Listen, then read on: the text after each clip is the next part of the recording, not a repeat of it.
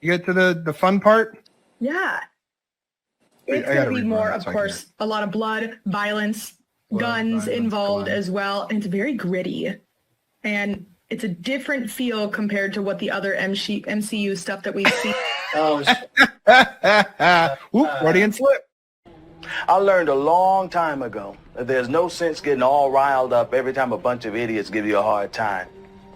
In the end, the universe tends to unfold as it should. Plus, I have a really large penis. That keeps me happy. Now, what we've got here is a scrotum and nothing else. Arwen. Tolenilu. Ichaer gwannar navalano sibaro no kirar. Vagina. Nerdrotic.com.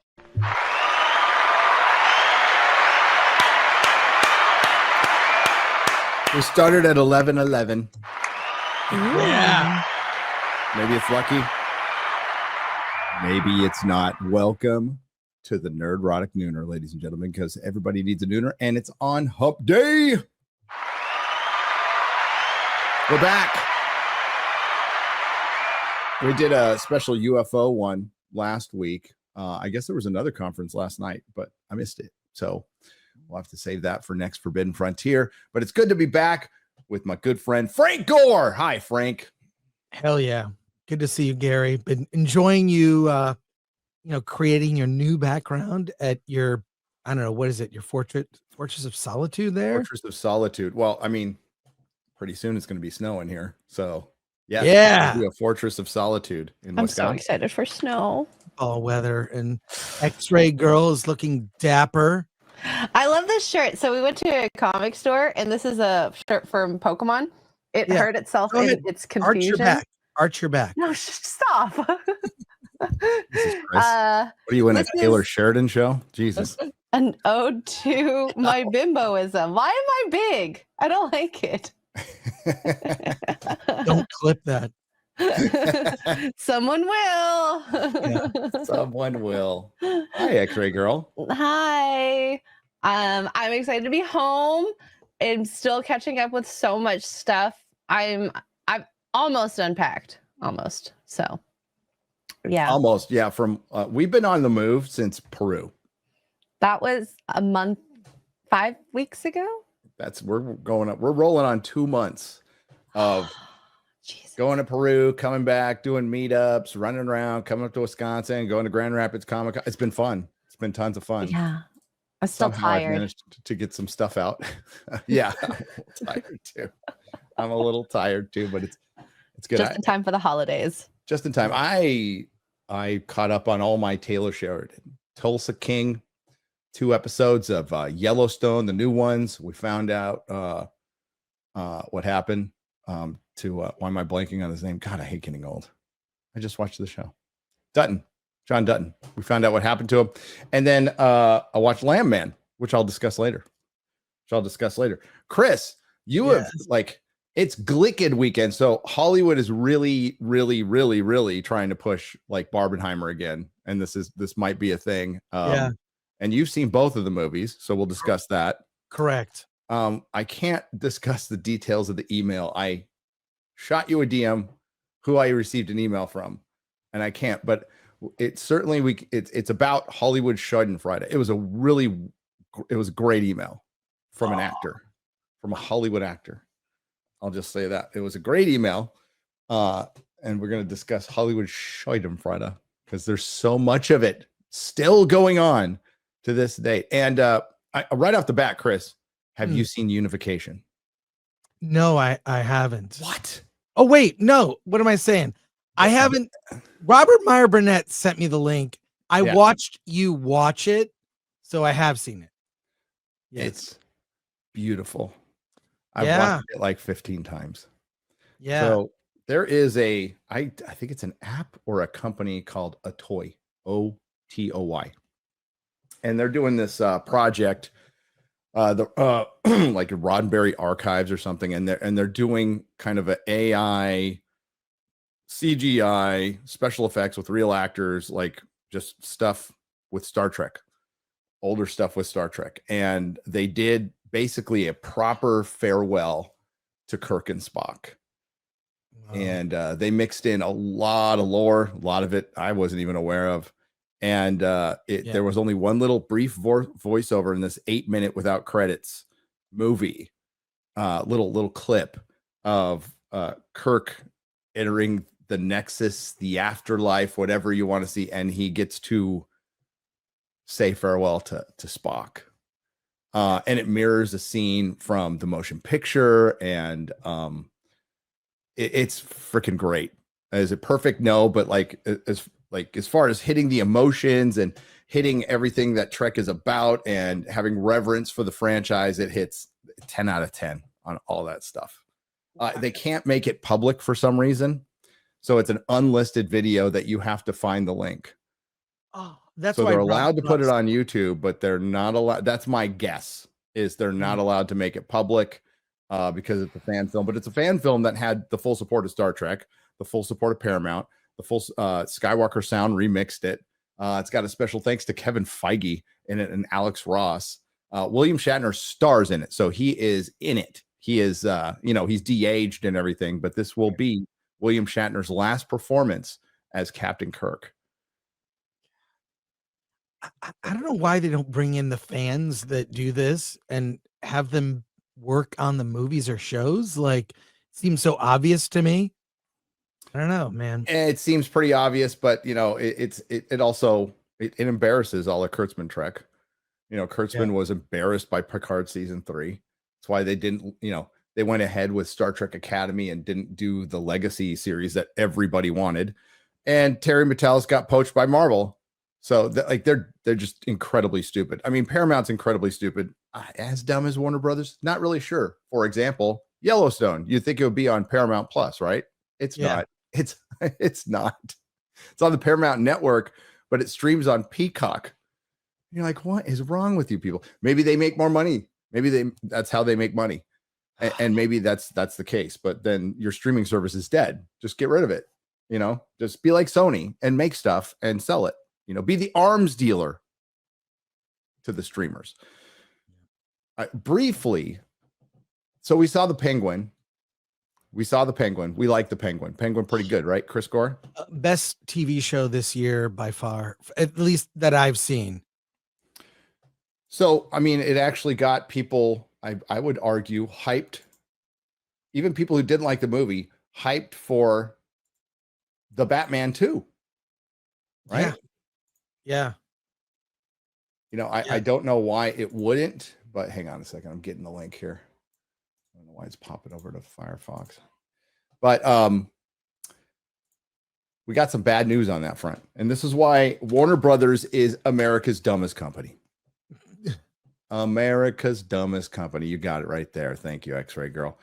We have an unfortunate, the Batman Part 2 gets an unfortunate update from James Gunn. And this is the trouble they're going to be in.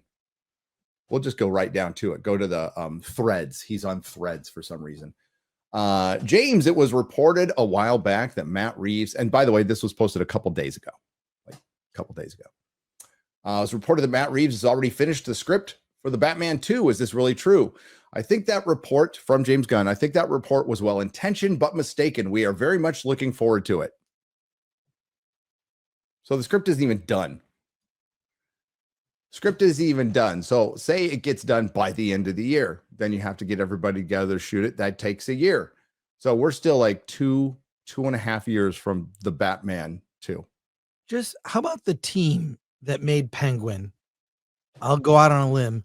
Why don't they make the Batman show? Called it The Batman.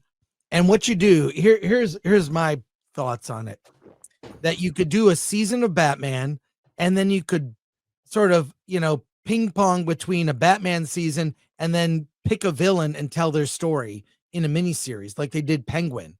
Would be epic. So you're not like these, lengths of time between seasons, they lose momentum. And that was the thing. I'm sure you've seen the Ben Affleck thing about AI.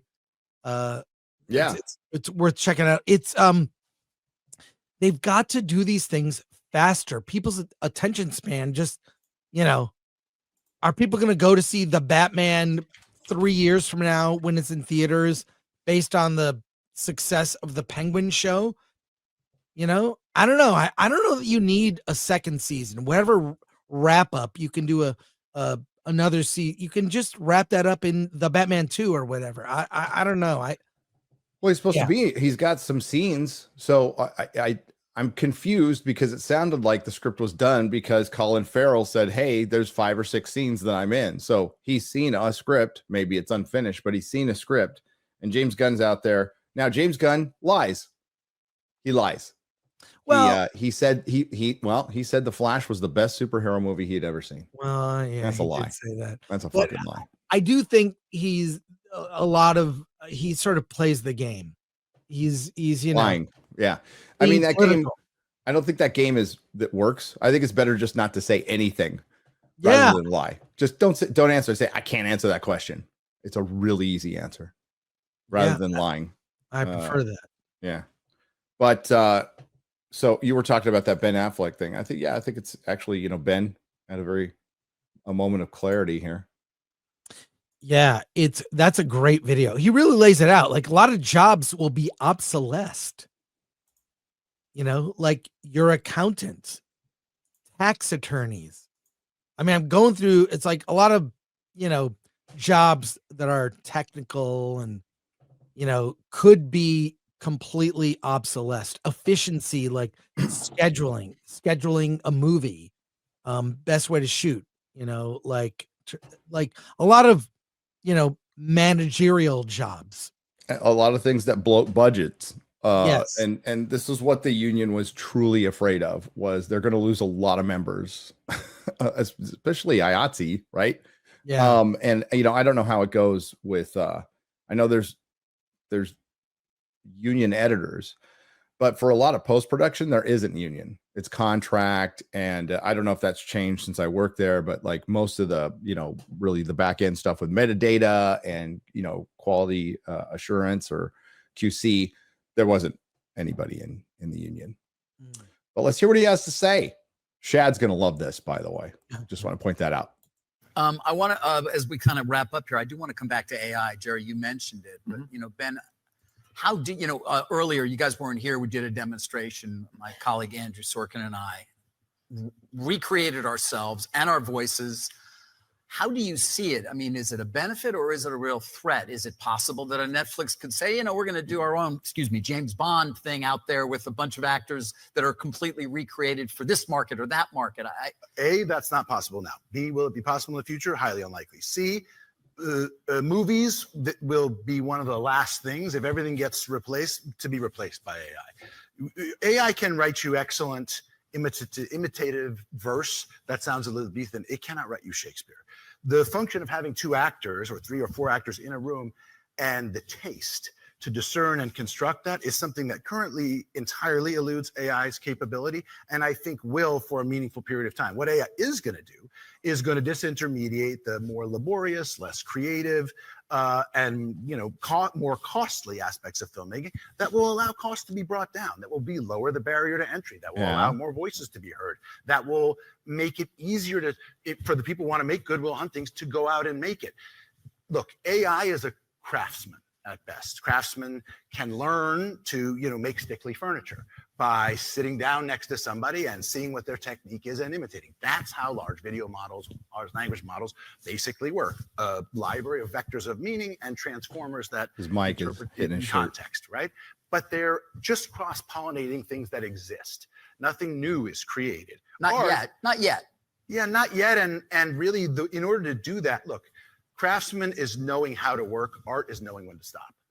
And I think knowing when to stop is going to be a very difficult thing for AI to learn because it's taste. And also lack of consistency, lack of controls, lack of quality. AI for this world of generative video is going to do key things more. I want to pause it for a second. Hang on while I cough. Oh, and can I add something? When he says craftsman, I would specify that more like a journeyman. Like a journeyman director just does it. No style, no flair, nothing. Just there's a lot of journeymen in television. Yes. I mean men and women, like just they do the job. Nothing special, no flair, no personality. That's it. And that's what AI will be able to do is like, okay, it's passable. They do C+ level work at best. So journeyman is probably, that's a little subtle difference. Craftsman, some people associate with good work actually, but journeyman is just to get it done on time, on budget, nothing special, nothing to write home about. So, agreed. And I like what he said about like art is knowing when to stop. It's like showing restraint. And that's been part of the problem is there actually hasn't been restraint. They've given a lot of people who don't have the talent a lot of creative control with tons of resources, and they've made absolute crap for a long time. And you need like restraints on yourself or whatever. And that's largely, I mean, not every time, but it's made better stuff, you know. So I think that's I mean, we could definitely get into comic books about that. Like you know, everybody likes the hyper realistic art that, you know, that spawned, you know, in the 2000s, but it's impossible to produce that on a monthly basis, right? So it's good for like special stories, you know, like Alex Ross is going to be cranking out a book every 30 days. It's good that, you know, Alex Ross doing a prestige series once in a while is awesome, right? But you know, with comic books, it was about the, you know, comic art, the type of comic art that you can actually get that done in a certain amount of time, but it still looks good and dynamic. And we've completely lost that. Completely lost that. Well, I just think you're going to see, I mean, look, I know working screenwriters using AI right now. And I'll tell you exactly how they use it. They'll take, because I really, what I've seen of AI is you can get a style and it's a randomizer that changes based on data. So if you've ever played a video game, and I know Gary, you're a big gamer, Nerdrotic gaming. Yeah. When you go to design a character, like there's so much, certain games give you so much latitude. You can change eyebrows, types of eyebrows, eyebrow color, hairstyles, always more hairstyles for the girls than the men, but whatever. Like there's just a million different combinations, and I get bored doing that. I click randomize. I like that. You know, that's the one I like, and I pick it. So AI can randomize from a data set things that it's got access to for data. So the people I know that are using AI for screenplays will write a scene for their script, go, okay, I don't know, could this be better? And they ask AI to write a different version of the same scene. Then they have options and they choose. So it's really being used as a tool. Okay. And I don't know, does that result in better work? As long as there's a human in charge of making those choices, I don't have a problem with it, but it's being used. It absolutely is. Yeah. More me, I wouldn't like to be in the visual effects business. They're in trouble because what costs a lot of money is now going to cost a lot less, and it's going to hammer that space, and it already is. And maybe it shouldn't take 1,000 people to render something, but it's not going to replace human beings making films. It may make your background more convincing. It can change the color of your shirt. It can fix mistakes that you've made.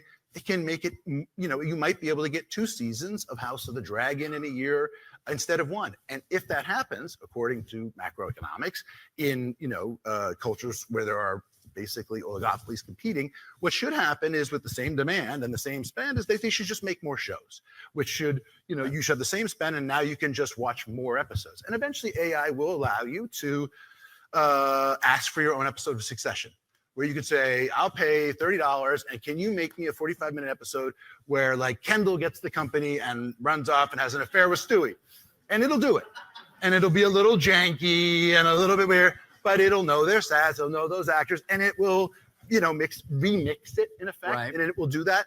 That's the value, in my view, long-term of AI for consumers, which is eventually my hope for AI is that it's an additional revenue stream that can replace DVD, which took 15 to 20% out of the economy of filmmaking, which is, and there should be negotiated rights and That's a residual key rights to part of say, it. if you want to, because what do people want to make 5-minute, 30-second TikTok videos where they look like the Avengers?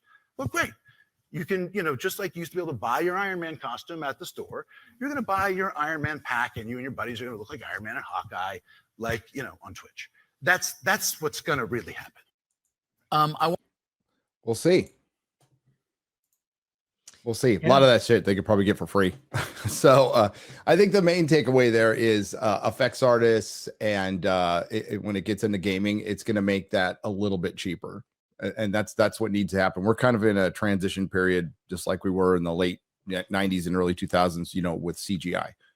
That really happened right at the turn of the century too. The only difference is now anybody can do it. You can hire people, but like anybody in the chat will be able to do this. It's about finding the right prompts, and it'll be interesting. But yeah, I thought that was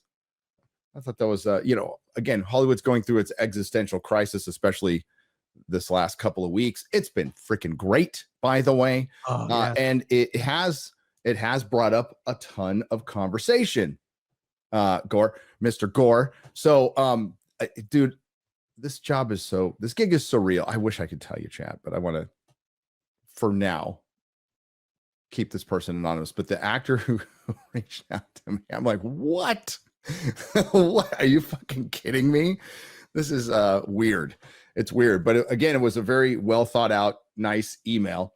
So Sebastian Stan, who just did the Trump movie, did you catch that clip, X-Ray Girl? I think I put it in research. By the way, I saw that movie. There it is. The Apprentice. I really loved it. He does such a great, he doesn't do a Trump imitation. It's not like some comedy bit. He really captures his essence. And I think he comes off he's not a perfect person. We know that he's not perfect. Oh my God. He cheated on his wife. Okay. Guy's human, billionaire, whatever. It humanizes him. I disagree with Alan. It's not a hit piece. Because it's warts and all Trump. And yeah, so that's my thought on it. So this is whether you like the movie or not, this is what he had to say. And look, he's got pretty normal hair. Why did they give him such a crappy wig in Thunderbolts? So much money put out on the wig. I was invited to this screening. I didn't go. Yeah. Oh, right. Put a pin. Oh, to Thunderbolts? No, to this screening. I know those chairs. That's at CAA. So CAA does these awards screenings. Basically, it's a bunch of old people and me. I'm like the youngest guy in the room. And they do screenings for Oscar voters. I get invited. They do Q&As after, little reception. You can actually mingle and talk to the actors. So I did have a conversation with Sebastian Stan. I got to be honest. I thought it was really easy. I think he's more based than he's telling. But he knows, I feel like in some ways, a lot of actors, they perform for a living. And they also perform in their professional life to keep working. So I haven't seen this clip, but I'm going to guess. Oh, well, listen to this clip. Says. It's very interesting. It's very interesting. But like, put a pin, X-Ray Girl. Remind me later to talk about Thunderbolts, Bucky's journey, because for the first time in a couple of years, I rewatched Winter Soldier. Such a great film. One of the great Marvel movies. Yeah, and it's freaking. I knew it before, but like after watching it again, I'm like, it's absolutely clear what journey Bucky was on, and they just sidelined it. Yeah, and there's multiple tells in that movie, like where they were going. Yeah. Oh, God, I hate this here. I'm glad it's over. You hit play.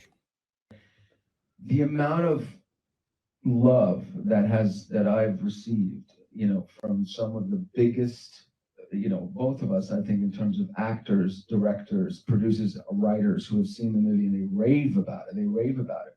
But then, for instance, I had an offer to do variety actor on actor this Friday, and I couldn't find another actor to do it with me because they were too afraid to go and talk about this movie, so I couldn't do it. And it doesn't matter. That's okay. that's not to point a finger at anybody. I've gotten to do a lot of great things, and that's not pointing at anyone specific. It was we couldn't get past the publicists or the people representing them because it was too afraid to talk about this movie. And it's like, that's when I think we lose the situation. Because if it really becomes like that fear or that discomfort to talk about this, then we're really going to have a problem. There was an op-ed that came out that I sent to him in New York Times recently that I thought was really interesting, which said we have to stop pretending that Trump is not one of us. And that's a really difficult thing to deal with at the moment. And I understand the emotions are very high, but I think that's the only way you're going to grasp this film. All it's saying is you cannot keep casting this person aside, especially after they get the popular vote. Should we not give this a closer look and try to understand what it is about this person that's even driving that? Let's clap now. And it's great what he said. Absolutely great what he said. I think I seem to recall a lot of people saying this in 2016. Okay, 2016, while you were demonizing this guy, and he mentions the popular vote. I mean, and it's great to have, but we have this thing called the electoral vote, and people need to really fucking understand why we have it. Okay, they really, I think there's no understanding, or they refuse to understand. But yeah, it's great that we hear this now. We are a decade. Damn near a decade past needing to understand this, okay? Whether you like somebody or not. And it's decimated your industry because every single problem Hollywood is having right now, despite the 1,000 paper cuts that have already contributed to their fall, can lead you right to the foundation of sand of relying on the message. And now, remember, Chris, when we were told that the message didn't exist in things like The Last Jedi? Or Doctor Who. We were told this thing identity politics didn't exist. Now they're openly talking about it on The fucking View. One of their subjects was identity politics. Crazy how fucking things turn out. But it's good to hear. And yeah, that's the kind of crap that they've had to traverse in Hollywood. And it probably makes it a shitty job right now, to be honest with you. There's probably a lot of people just want to leave. Because why would you want to work there and walk around on eggshells? And I want to give credit where credit is due. I was half listening to Crowder today.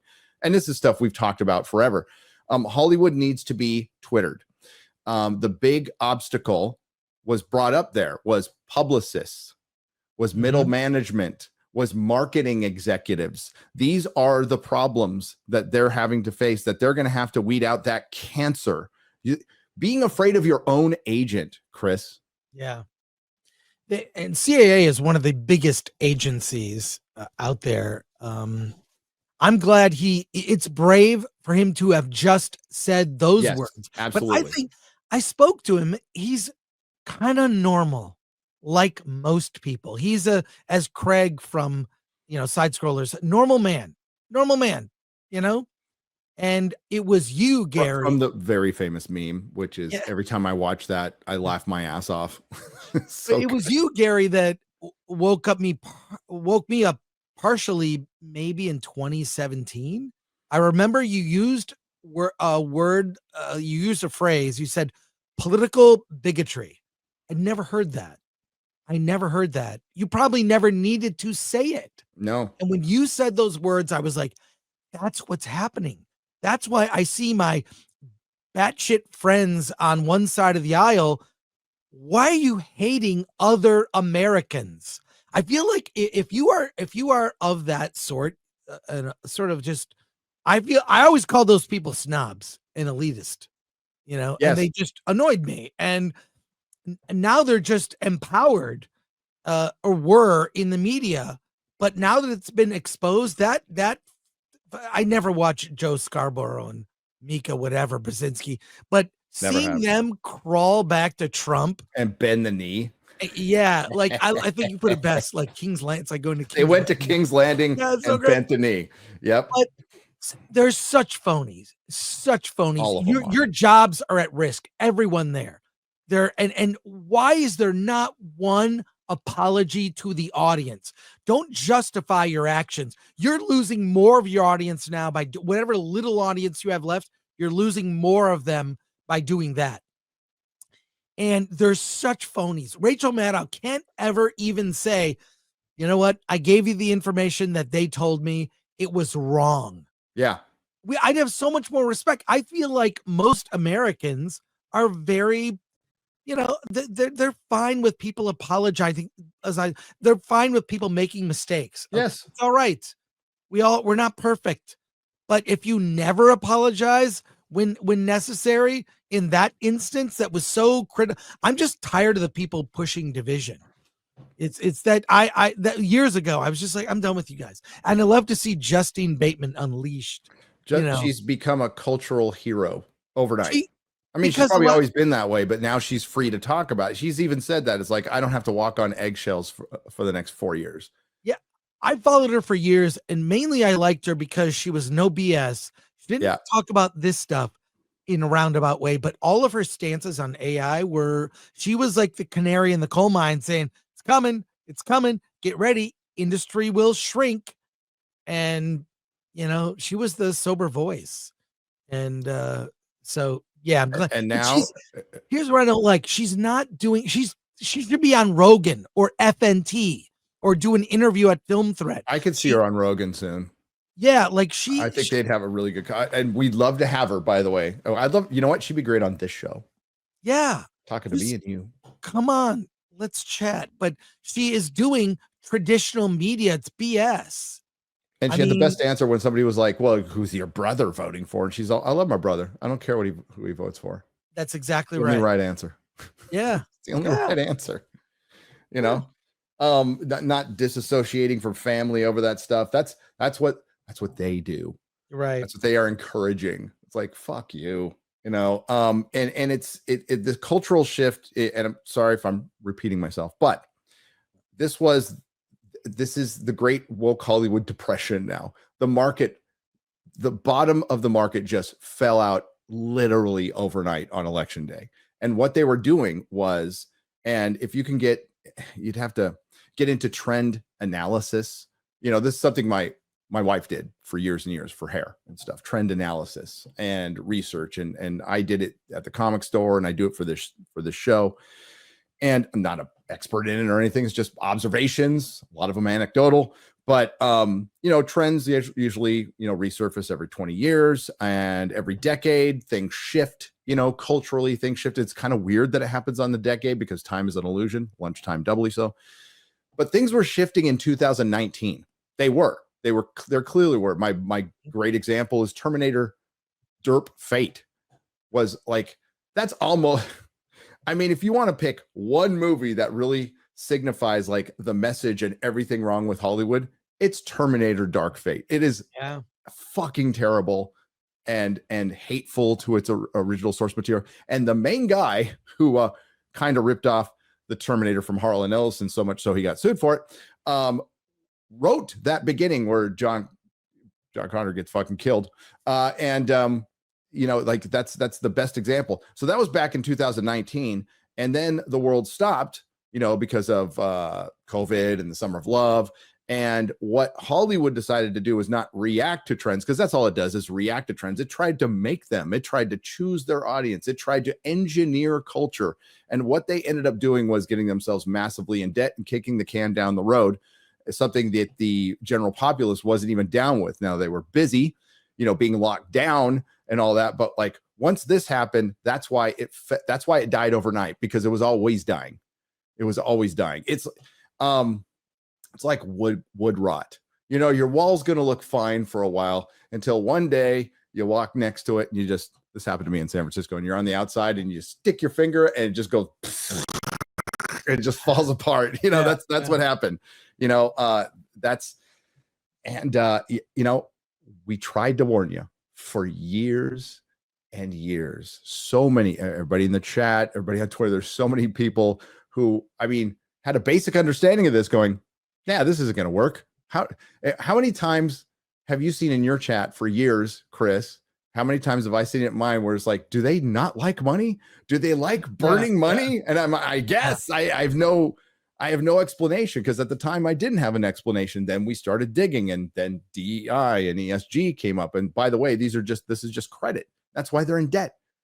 They were sold a bunch of bullshit. The bankers who don't pay attention to this stuff, and now they're in debt. And now Hollywood is a side hustle. That's all it's going to be, Chris. The big boys in Hollywood are companies who do something else, and it's a side hustle. And in the meantime, the general populace and other studios will pop up around the world.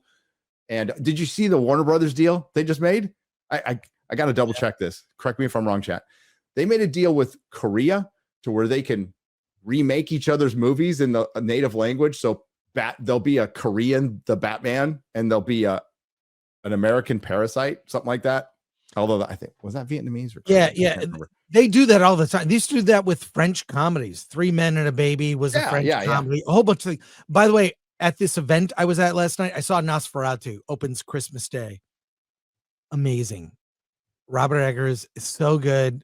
Got to meet him actually and have a conversation about farts. It's very good. But at the event, so it's this fancy event where people are bringing out food. One of the guys bringing out food is going to says, "Hey, Chris Gore, I watched." I was going to say was a major actor in a film, and now he's bringing out food at a Hollywood event. No, he said, we had a quick, while he's working but he watches Usual Suspects, and he just said, "Just so you know, I used to work in animation, and I'm doing this now." Oh shit! So I was, working the event joking. last night. Last night, who watches me and you was at the event, and I used to work in animation. I think you work for, I'm not gonna say, but I'm going to hell. It's real. And if anything, why are the trades you talk about mainstream media a lot, but the trades, the traditional trades, the rap, the reporter, variety, are doing no favors to the industry by being dishonest and regurgitating press releases about the first this and the first that, and the half the deals are all lies. The trades are just filled with lies and announcements. The publicists in Hollywood work directly with the trades now. They ghost write the trades. They ghost write the damn trades. That's the way it's been forever. I realize that there's a lot of weird truths, that I just had to become aware of when I got involved in the industry, where you're like, oh, the trades, it's all BS. So, but they're doing no favors. Every once in a while, the truth leaks out, or there's like a rogue journalist who's like, I got to write about this. This is, so, but the fact that last night I'm at an event where a guy's serving me, sliders, and I laughed at him. I'm a horrible person. No, but it's sad. It's sad to see. It is, but that's a reality. And what did we say during the strikes? We said I hate the term below the line. The real fucking workers in Hollywood are going to be the worst affected. Yes, they are. So, couple things I want to get into first. We won't read the whole thing, but this is from Roy Price's Substack. So if you don't know who Roy Price is, former Disney exec, the guy who started Prime Video, the guy who locked down the rights to Lord of the Rings at the time, before it was Rings of Power, the guy who locked down the rights to Conan that Jennifer Salke fucked up, the guy who locked down the rights to Invincible, The Boys, like all the shit you're enjoying on Amazon right now. This guy locked down the rights. He gets Me Too'd at a party for making a dick joke. So it was at oh right, that's it was at a Bezos party, and he just made a dick joke, like tame shit compared to what we do on this on the channel and on certain live streams. And they ruined his life. Well, he comes out, and he's doing fine now. So he's got his price point, and he says this, which is absolutely true. It's an older reference. So how many kids are out there? I guess a lot. I met some youngsters at the meetup, but he's absolutely right. And woke is the new disco. And I've said that for years. Like a lot of the shit we're going to be seeing is like seeing like Xanadu in 1985 or something like that. It's just going to be, even Xanadu flopped because by the time it'd come out, roller disco was gone. You know? You remember a movie called Can't Stop the Music? Yeah, I remember. It came out like the same year as Star Wars. It was so out of the zeitgeist. It was weird. It was weird. So I just wanted to point out that this is the guy who started Prime Video. Woke is the new disco, and nowhere is the culture shift more evident than the parallel decline of Hollywood and the collapse of Kamala Harris's presidential campaign. Both share a fatal flaw, an instance of catering to an ideology bubble while alienating vast swaths of the potential audience for Hollywood. This is a miscalculation. This miscalculation carries existential implications.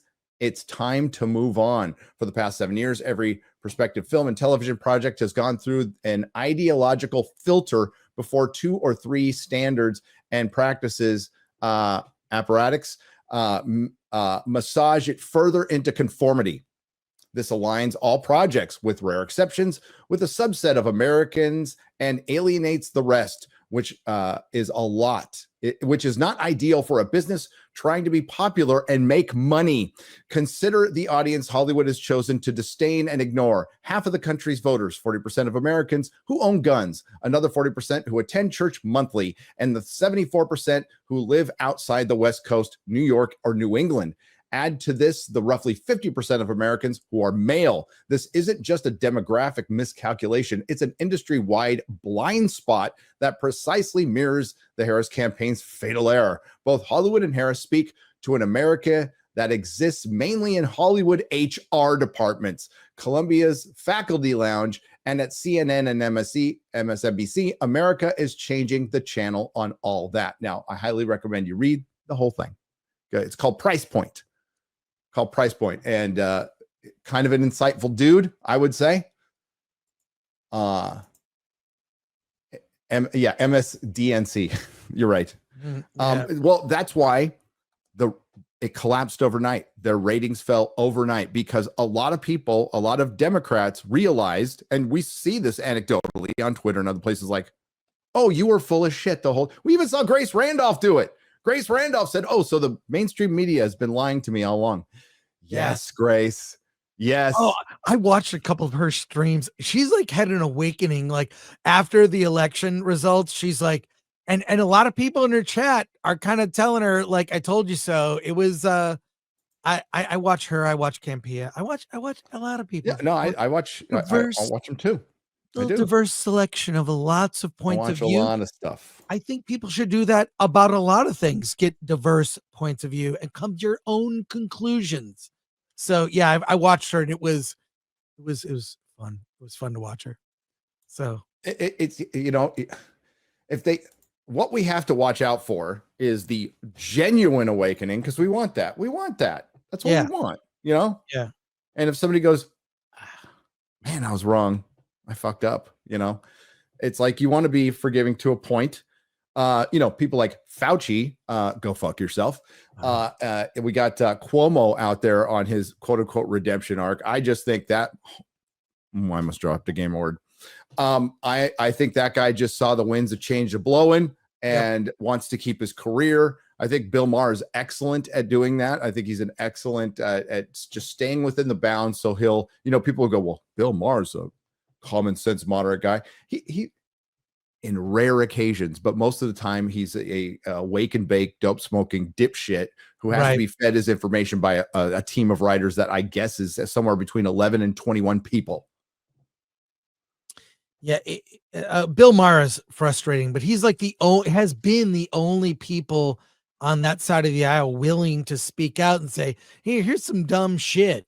And he'll point out things he has in different areas. I just don't like people who are not curious, or I don't like being criticized for asking legitimate questions. And the thing that is the most frustrating, I find, is people unwilling to engage in in discussion of the ideas. Let's discuss these ideas. This idea here, this idea there. Let's discuss that instead of resort to name calling. That didn't work. And I'm happy to see that some people have woken up saying, hey, there are other people that live in this country and we have to coexist. That stupid bumper sticker. Why don't you live by that virtue? Yeah, Instead of, I mean, the unfortunate thing right now is we can't have a real adult discussion about like dudes going into women's bathrooms. We can't have it about the transmission kids. We like, yeah, YouTube's been better, but it hasn't been good on this topic. And because there needs to be a real conversation, because what's getting conflated is adult transmissions and child transmissions. One is perfectly fine. If you're a fucking adult, do whatever you want. I don't really care. The other one is abuse. So we need to like have a conversation about this because there seems to be a high number of them in Hollywood. It's really strange. You know, a place that Lily really likes to be trendy. Yeah. Amazing coincidence. But we can't have a conversation about that. Not yet. What we need to force that conversation. Because there's kids involved being abused. Okay. Just throwing it out there. Can I say I really appreciate X-Ray Girl hasn't said a word. She's very woman knows her place. By the way, International Men's Day yesterday. Yeah. Yeah. Should I ask my wife to make me a sandwich? She probably will. If I said, "Hey, make me a sandwich," she'll probably come in with an awesome sandwich. I appreciate a woman who makes a good sandwich and delivers it. Did you see Carrie Smith's tweet? What? No, I didn't. I know. Oh my god, it was so funny. No, Let me see if I can find it. Is it? Hang on, I'll pull it up right now. See. I'll pull it up right now. This is This is hilarious. It's so good. It's so good. 14 days into Trump's America and the patriarchy already got me. Elon Musk did this. It's awesome. Oh my God. Make this a thing. First of all, by the way, I looked up sexy Handmaid's Tale costume. Oh yeah. Is it just the bonnet? I'll find it for you. I'll find it for you. Yeah, just I mean, you know. Great. Oh, freaking Carrie's awesome. We love her. Okay, so Chris, let's talk about. Hang on, I'll find it. I'm gonna find a couple things here. You find a couple things, but no, people in the chat were asking about this, and don't worry, I already saw it. Here we go. Let's go to. We're going to talk about a commercial. You know, commercials used to be very groundbreaking things. Commercials and music videos. A lot of directors came from commercials and music videos. That's where a lot of innovation happens because you can turn them around. Can we actually show this? Okay, sure. I'm leaning into one thing, but this isn't it. Okay, sorry, Gary. This is Chris's other thought. I have a lot at once. So, I mean, I would probably watch the show if this was the case. Oh my God. Oh my God. I got more. I got more I could show you. Okay, but we're gonna talk about this. What I was leading into is the worst timed ad and brand change in human history. What? Jaguar. Oh my God, I saw that. Oh, it's so bad. The worst time brand change in human history, or herstory, as you want to say it. For one, you take the iconic capital Jag letters and you make them all lowercase and fucking Euro trash. And let's just watch the ad, shall we? Jag rhymes with something? I don't know. Don't say it in the chat. I've already saw you guys say it in the chat. You ready for this, Chris? Have you seen this? No, I haven't. This is a Jaguar commercial. Okay. And not like car. Eau de toilette or whatever. I was thinking a perfume. Not a perfume. A car. Okay.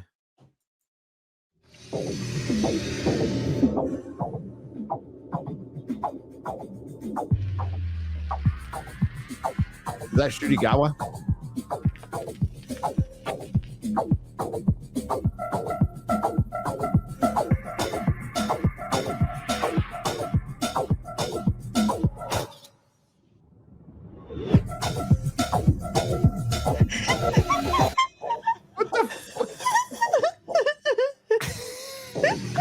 This is like a Saturday, like when it was funny. This is a SNL. This is Sprockets. Yeah, Sprockets. Oh, What that was a the great sketch. Fuck was that? It's so dumb. No one. This is not helping them. This is stupid. This is like 5 years ago. I mean, wow. Read the room. Not gonna. I mean, when I think of cars, because I have loved cars my whole life. I bought a car when I was 14. How many people thought of Zoolander? When you Yeah, see this? Zoolander too. Zoolander. Yeah, This- yeah. like we are in parody world, and by the way, it's serious. They changed their logo. So if I was a Jaguar dealership in America, I'd be so fucking pissed. Apparently, they stopped producing cars. So it says copy nothing. Every corporation's been doing this over the last 4 years, which I pointed out. Elon Musk asked, "Do you sell cars?" And they responded, "Yes. We love to show you. Join us for a cuppa in Miami on 2nd December. Warmest regards, Jaguar." Yeah, I don't think Elon gives a fuck. I think Elon's laughing because his competition just committed suicide. Some of the competition. Jag's going to make electric cars. But holy shit, Chris. Yeah. Talk about like releasing this. Like, when did they release it? It was a couple of days ago or yesterday. So releasing this post-election is fucking hilarious. Absolutely hilarious after the cultural shift. I look forward to seeing Jaguar get Bud Lighted into oblivion. Dude.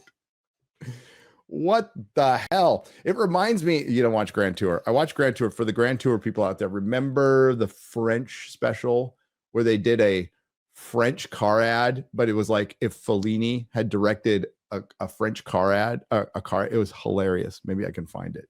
It's so fucking funny. And it's done as a joke. Hang on. Wait, I have a meme to share. Share your meme while I look for this. Sindek. Thanks, Sindek. Ooh. I have to share this. It's too good not to share. Okay, hang on. It's relates to the Jaguar thing. So okay.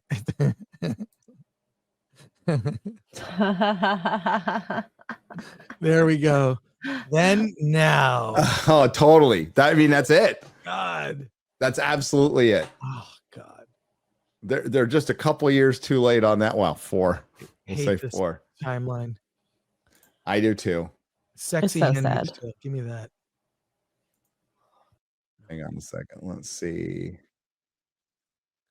Read a super chat, Extra Girl. Yeah. And then okay.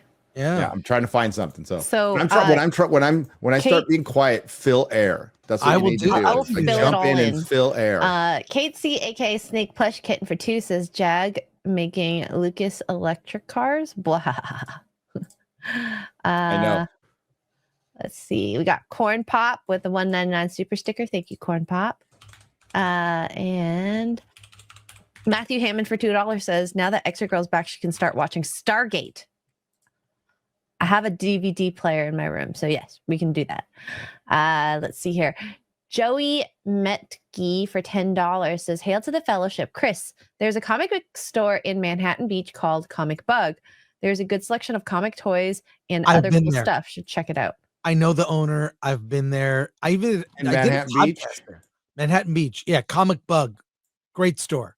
In there. Okay, I found it. Quick show and tell. I found it. Godzilla -1 4K US version is out today.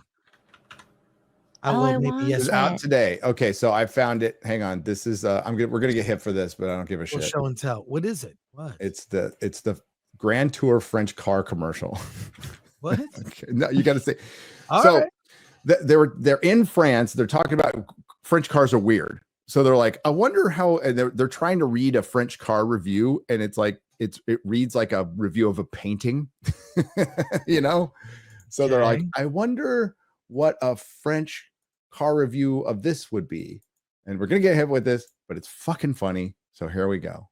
Thing was, dude. Yeah. Great. They all float. Yes. Oh my God. I'm gonna miss those guys so much. So much. Yes, that's in the French special that they did. Really good special. You should watch it. I'm gonna get totally nailed for that, but oh well. So yeah, Jaguar are being a bunch of jags. Just gonna say it. Bunch of jaggets. Yeah. We're okay, Chris. I think this is a good time. Yes. You have experienced Glicked. Yeah, I have. Both Glicked. films. Do you want to explain what Glicked is to people who are going, what the fuck is Glicked? It's the combo. They're trying to make it a thing like Fetch. So or Barbenheimer. So Wicked and Gladiator. What was Fetch? That's a whole girls know what it is. Mean Girls. That's And? so not Fetch. Oh, okay. It's like trying to make a phrase real, make it popular. They're trying to make Glicked popular. Okay. I don't think it's gonna stick. Maybe Gladiator, whatever. Glicked's not gonna stick it. Yeah, but it's two really I'm trying, separate folks. audiences. I mean, Gladiator 2, obviously male appeal. Gleeked. I know that's what I thought of too. Chat was Gleeked, but Yeah. go on. Wicked, obviously female appeal. Both films, I can report, are very gay. Both are gay. But I'll give you my hot takes, and Alan and I are going to talk on Hollywood on the Rocks later, do our full reviews. But I'll tell you this. Gladiator 2, start with that. It is like The Force Awakens in the sense that Force Awakens is a retread of the first Star Wars, but it is inferior in every way. Story, everything about Force Awakens is worse than Star Wars. And I wish they never made it. I wish that trilogy didn't exist. But I feel the same way about Gladiator 2. It is a retread of the first movie and weaker in every single aspect. Some so-called story twists you can see coming from a mile away. Ridiculous special effects. A lot of digital. There are digital monkeys. That's the first big Gladiator battle, is with digital monkeys that look awful. I mean, terrible. So it's inferior in every way. Denzel is laughable. You've never seen him worse in a movie. Oh And no. I love him. And he's Yes, just he's one of the lame. greatest living actors. I knew this movie would be bad from the opening scene. I'm not Ooh. doing spoilers, but How opening- long is it, by the way? Sorry to interrupt you, but it's like 220. okay. So, okay, the opening title sequence is a montage of artwork from the greatest moments of the first movie. So, like paintings of Commodus, paintings of Maximus, like in iconic parts of the film. It's a weird title sequence where it's like, remember that? Remember that? Remember. That's the titles. When I saw that, I thought, oh, this movie is going to suck.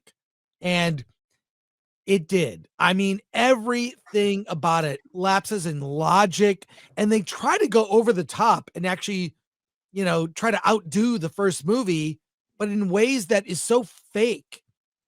Like there's this siege opening that is ridiculous because there's one woman in it's one woman in armor. Shad is gonna hate it. Does she have you boob might have armor? already seen it. Yeah, it's every level is just bad, but not good bad. I love a good bad movie. Red One was bad, and I kind of had fun with it. It was I like, kind of this want to movie- see it. I heard it's it's terrible. so dumb. It's so dumb, but you're like, I can't But it's believe a Christmas this is so movie. stupid. The stuff with I mean, The Krampus Rock is a tard. but- right. The stuff with Krampus is Chris funny. Evans. There's like lore stuff. I don't know. The Red One was like, oh my God, this is terrible. And I was laughing, having a good time. It was under 2 hours, whatever. This is so frustrating. Gladiator 2. I wish they didn't make it. I really wish you didn't need this movie. And Ridley Scott, to be fair, 86. All right. At a certain point, maybe stop. And they shot the movie. So I went to the screening where they interviewed the cast. The movie was made in 55 days, and it shows. That's short. For a movie of this epic scale, 55 days, 2 months. Come on, they rushed it. I guarantee the producers pocketed most of the money. Yeah. And it's not overtly gay. It's just, do you like Gladiator movies? I mean, it's gay in that way. A lot of shirtless, oiled men fighting. I gotta use that my title. Yeah, you have to. Well, there you go. So good. You got your thumbnail. Well done, Vash Harlock. Well done. Yeah. Oh, so it is 4 out of 10 for me. It is. Woo. Wow. Yeah. I'm still gonna see it. We got Metatron coming on FNT with a Drinker. You gotta see it. You gotta see it. The people wanted everybody to on FNT to see Wicked. The only reason I can make the host do it, but I can't like make the guests do it. That's the problem. It kind of came in late. I forgot that they were doing it. But I have tickets for the movie you're going to talk about next tonight. And I'm like, I got them because it was almost a sold out show. And I'm like, I'll get them just in case. I mean, I have a rule. If I'm going to talk about something, I need to watch it. Yeah. Then I looked at that running time, bro. 240. 2 hours and 41 minutes for a part 1. Holy shit. For a movie that's clearly not made for me. Okay. So I understand that this is not made for dudes. Well, I don't want to out us, but you and I have both seen the stage play. Yes. Which I thought was it was made for men though. I thought was very good. Stage play was better because the women were hot. Correct. They were women. They weren't like little bean poles that need to, that are anorexic or Ozempic or anorexic Ozempic. And yeah, they were hot. So I was okay with the play. And I'll just say this as a nerd. I really love the play because I'm a huge fan of the first of Wizard of Oz. One of the movies, my memory as a kid, 5 years old, seeing that film. It's one of those, you remember, Gary, we both grew up around the same age. That time we're like, a movie was on TV. It was on TV and you sat down and watched it with all the commercials. It was an event. Yep. You had your aluminum big popcorn bowl of popcorn.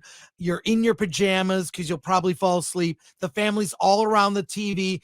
During commercials, you run for the bathroom. It was an event with the family that gathered everyone because a movie is on television. The events were things like West Side Story, 10 Commandments, Wizard of Oz. They were all events, right? They were huge. So that's my memory of watching Wizard of Oz. I love that film. It was groundbreaking for its time. Yeah.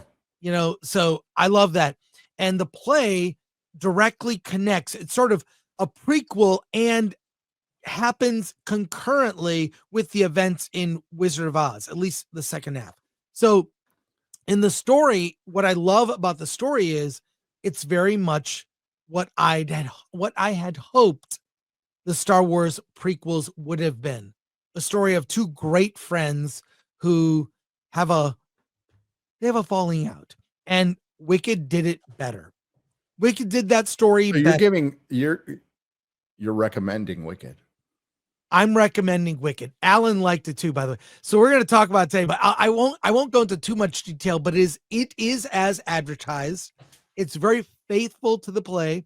There are some, it looks expensive. A lot of practical sets. I think the trailer sucked. The trailer was awful. I think it misrepresented aspects of the movie, but I'll tell you this. You've seen the press tour. It is super gay. It is very gay. And I don't mean the gayness of the film is in the background. All the background, the Ozians, so to speak, are very, you've got drag queen background, like no major characters except for maybe Bowen Yang, who I don't know. He wears like a half skirt, half pants. So maybe he's a transmission.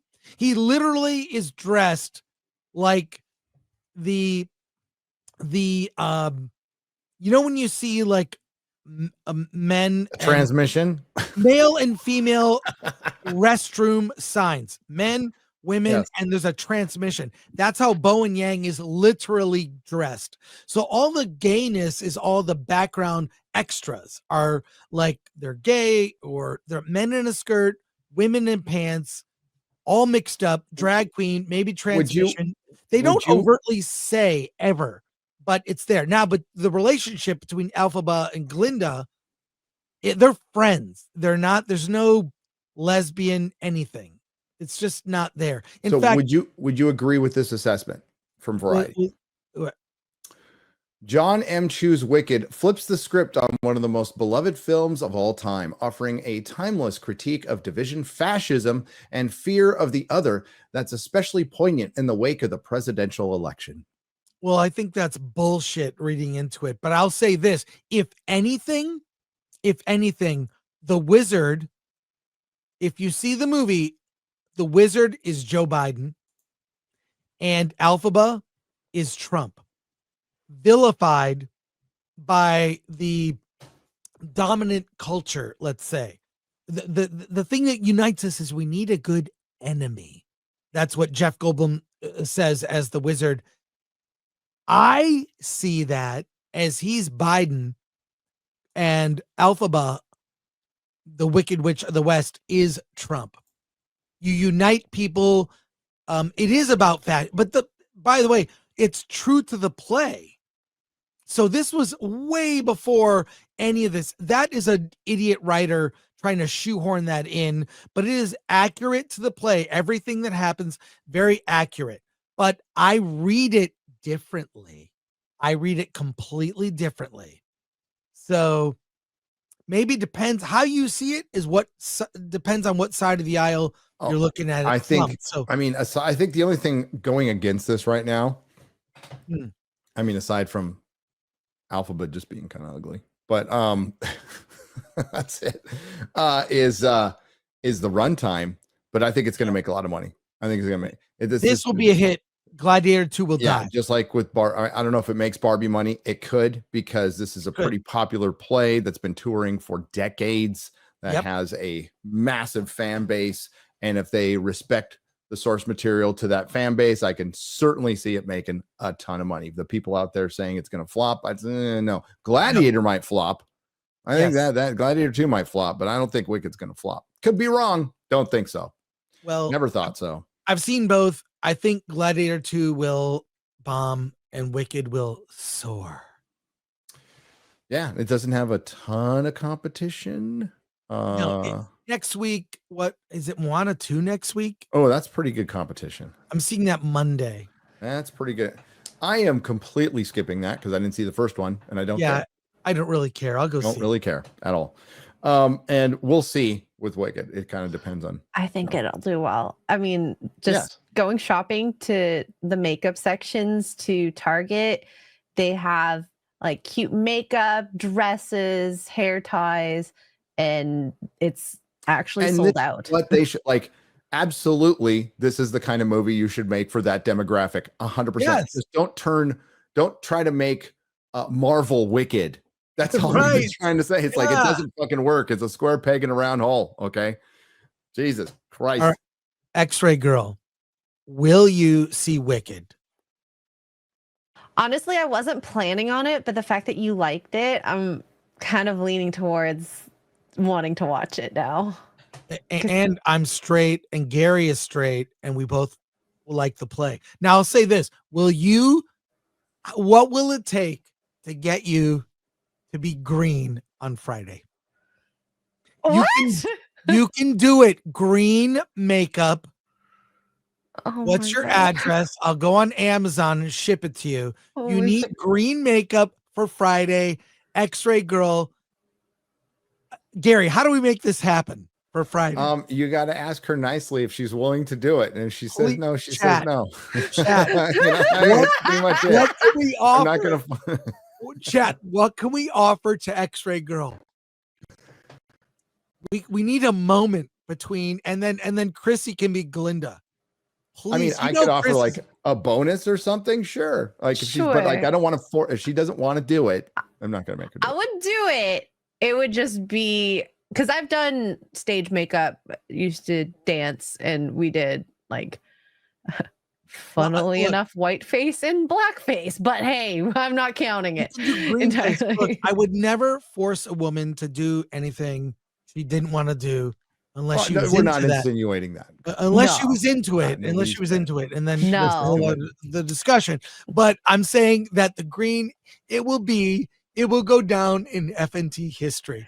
I mean, it's almost as good as his orange skin. Right.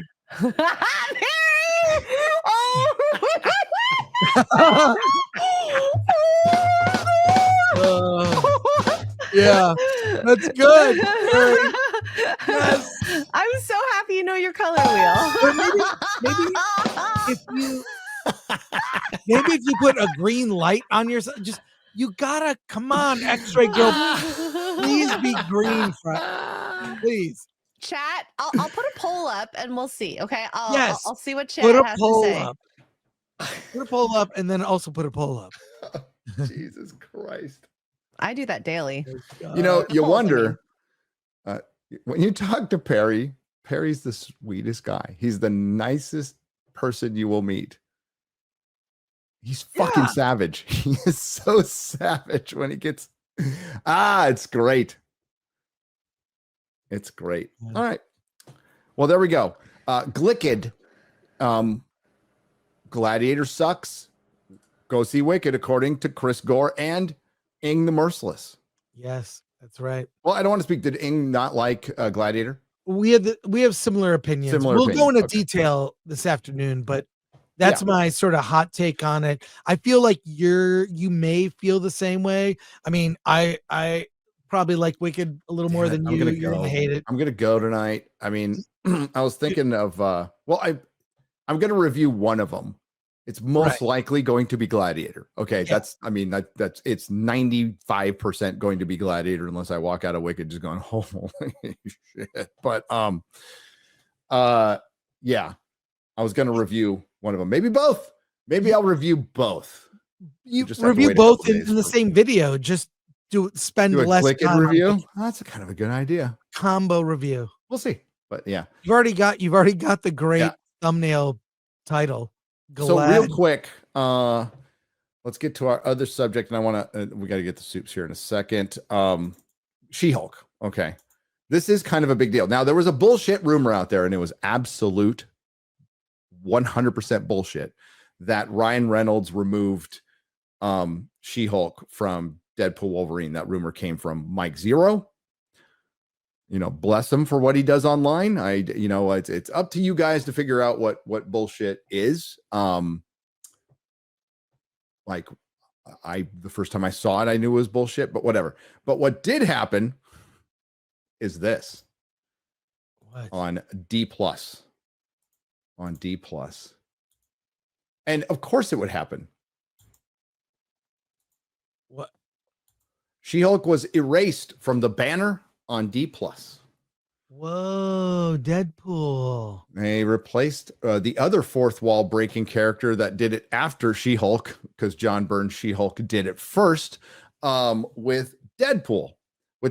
Clearly a more popular character. Now, as a comic book reader of classic comics, we're not going to talk about the Disney era of Marvel. Let's talk about the Marvel era of Marvel. Kind of breaks my heart a little bit because I like She-Hulk more than I like Deadpool in the comic books.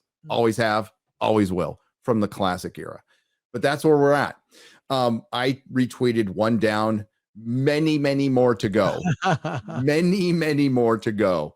I'm even done with Samuel L. Jackson's Nick Fury, with what he did in since Captain Marvel and Secret Invasion. You can get him gone too. Everybody needs to go on that. Everybody.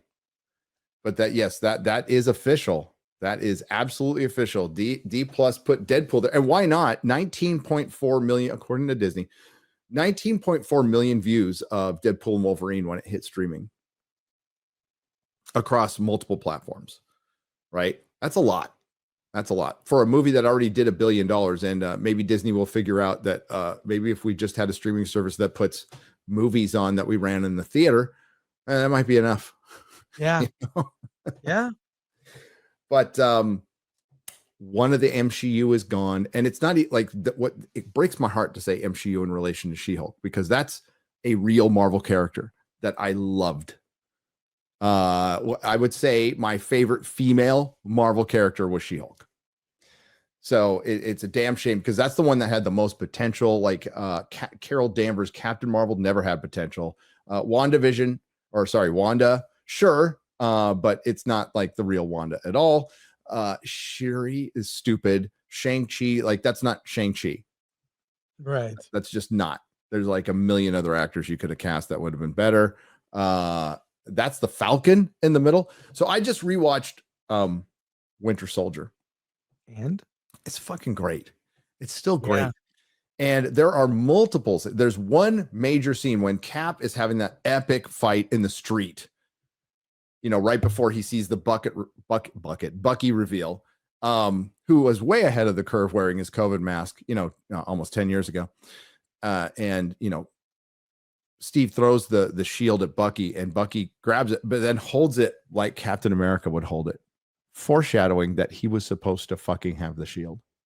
Like he's absolutely just like they did in the comics. Yes. Just like they did in the comics.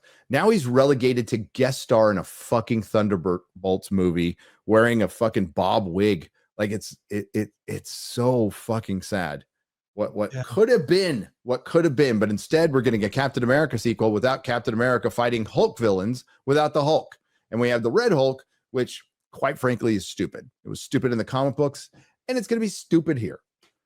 I was fine with Red Hulk until they revealed who it was, because it was a secret in the comics at first. But when they tell you it's General Ross, you're like, well, one, what happens to his mustache? And like, what? It was, I hate the Red Hulk. Always hated the Red Hulk. Even when my customers were coming in, what'd you think? You know, there's Ed McGinn. I have all, I should sell them right before the comic, because I hate the comic book. I hate everything about it. There's all these variants, the Ed McGuinness variants and stuff. And everybody's like, what do you think of the Red Hulk? I think it's retarded. I think it's terrible. If you still want to buy it, cool. But I can't stand it. And people still bought it, you know? So that's what's happening. Marvel is changing. They are. And that's about, I think this signifies the rate of change we are seeing right now.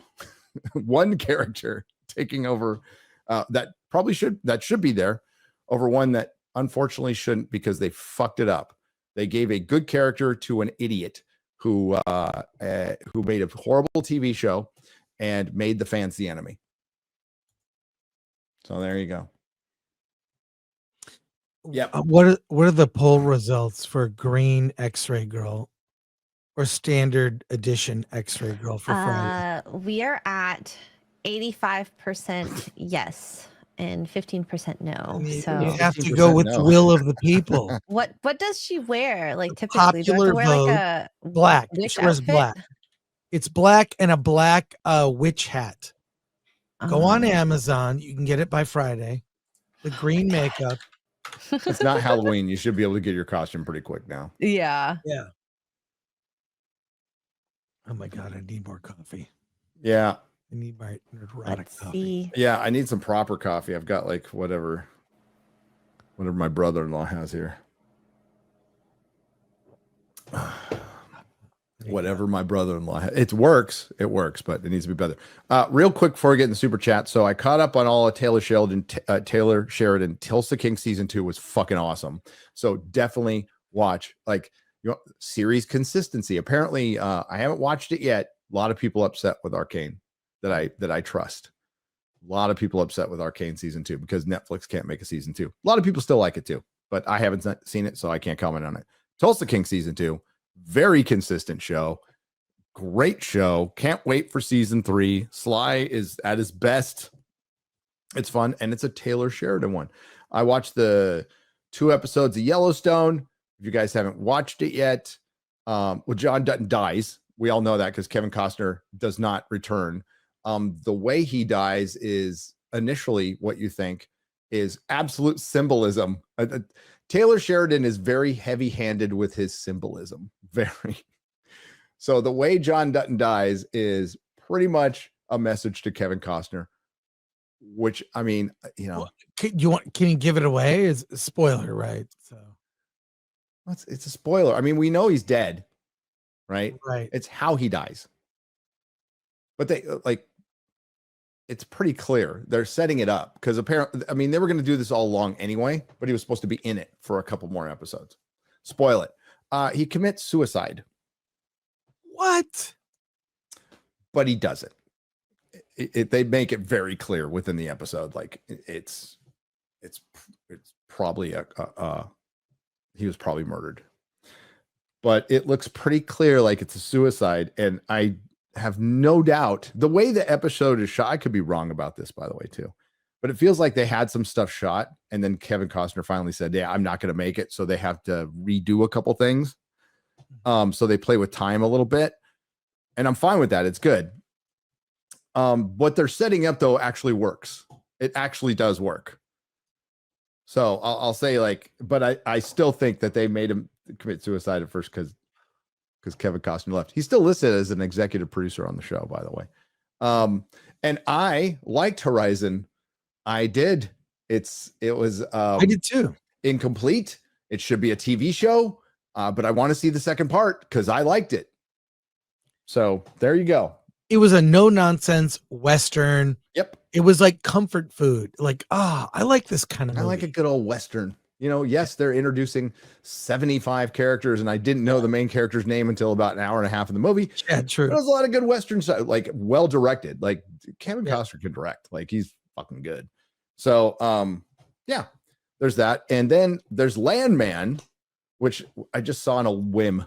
I'm like, oh, it's another Taylor Sheridan. It's like Yellowstone with oil, but I like Billy Bob. I like Billy Bob Thornton. I think he's a really good actor. Same. So if we see just Billy Bob being Billy Bob Thornton, and that's pretty much what it is. We see Billy Bob being Billy Bob Thornton. The cold open for it is fucking magnificent.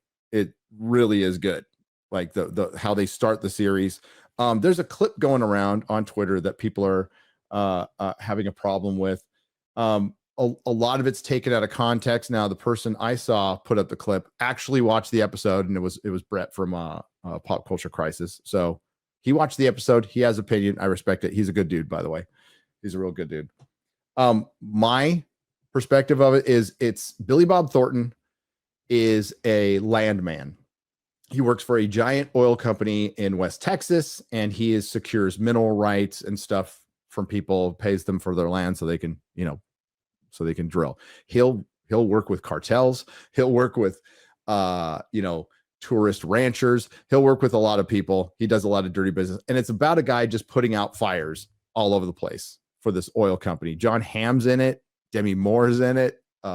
Ari Lauder from Heroes, still looking good. She's in it. So it's about this really crazy dysfunctional family. Billy Bob Thornton is an alcoholic. He's in debt. He's divorced from his wife.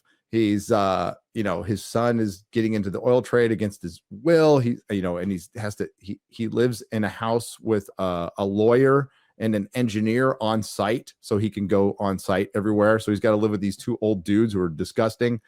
And then his daughter shows up, and he's got like a smoking hot daughter who's like 17 in the show, played by a 25-year-old. So she's probably the weakest part in it. There's the two weakest characters in it are a really hot female lawyer who cannot act at all, but she's super hot. So we know how she got the job. And the daughter scenes are meant to like just drive him crazy. And the clip that everybody's having a problem with is she like basically just breaks down in horrific detail her sex life right in front of her dad at a football game.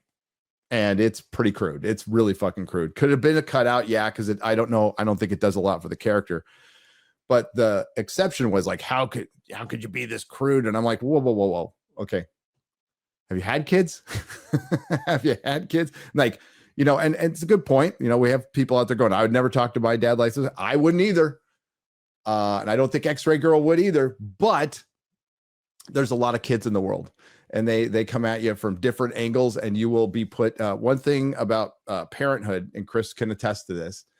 It is a series of awkward situations kids will put you in. And I thank God I see a scene because the scene was supposed to be crude and was supposed to horrify Billy Bob Thornton to the point where he's like, I'm sorry I asked that. I'm going to go get a Dr. Pepper and try not to cry. Right, So in context, it was for a joke. it was for a joke. And people are like, oh my God, it's so crude. Oh, it's like, whoa, calm down a little bit. I mean, like it was supposed to be. It was supposed to be disgusting. It was supposed to be absolutely disgusting. And she learns a lesson later. But I mean, that's what helps when you watch the show. So I think a lot of the people, Brett had his opinion, which was valid because he watched the show. Because he actually watched the show. But you see the clip going around, and it's like, I'm not a prude anyway. So and I just like I've heard Melissa talk to her dad. So it's like it's not that bad, but like parents have these conversations. Kids will come at you with a lot of crazy shit. That was the context of it. And he's not a great dad. She's a mess.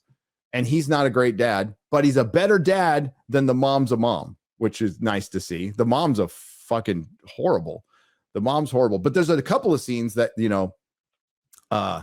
where a couple of characters get offended, right? And he's all, I'm sorry. Like one of the lawyers got offended that Billy Bob called her a lady. And she's all, I don't appreciate you calling me lady. He's all, oh, I'm sorry. Did I get this wrong? Hello, sir. Great job by the plastic surgeon shaving off your Adam's apple. And she's like, I don't appreciate that. He's all, you're a lawyer for an oil company. You're scum buckets. You represented the Bin Laden family. You're lucky I called you a lady. There's good base scenes in it too. So there's balance. I liked it. But yeah, Chris, you're a dad. Yeah. Oh yeah. You got to do a lot of stuff. There are stages, right? Early stage, they're portable. They're like poop machines. Yep. And you got to clean that up. And they start to, then they talk, you can have conversations. Then they start to have opinions when they become a little older. Like, oh, now when they're little, they like everything. They're like, oh, I like this. It's all new, whatever. And then they start like, I don't know. I like this better than this. I have preferences. Like, oh, they're becoming their own people. Then they hate you for an era. They freaking hate your guts. I have a theory about that. It's like they got to have some separation. And in order to advance, they have to say, fuck you, which is really, I love you. It's important. Yeah. Fuck you at some point. You have to be as a parent prepared for that. And then it's good. Then they become adults and they're their own people. Oh, they're quite frankly, way more interesting to hang out with. Yeah. No, I love my kids. 100%. They all went through that. And I have a great relationship with my boys. And after watching this, I thank God every day that I have boys. I think boys are easier to a certain extent, but yeah. If I had a daughter, I'd be in prison again. Yeah. I think so. One boyfriend does something wrong, it's on. So yeah, it's girls, there's more of a challenge. That's all I'll say. Yeah. Different problems that are challenging. Yeah, there's still challenges. I was a horrible kid. I was a terrible kid to my father. I was awful.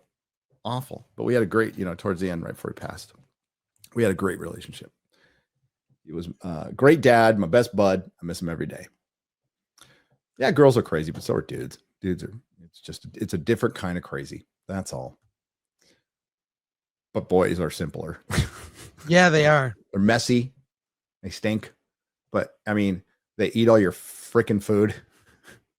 Like you're like, oh, I got this half a sandwich. I can't wait to eat this later. That fucker's gone in 5 minutes. I'm like, eat it, bitch. And at the point, it's my fault. At that point, it's like I got to get my own fridge and hide it somewhere. Yeah.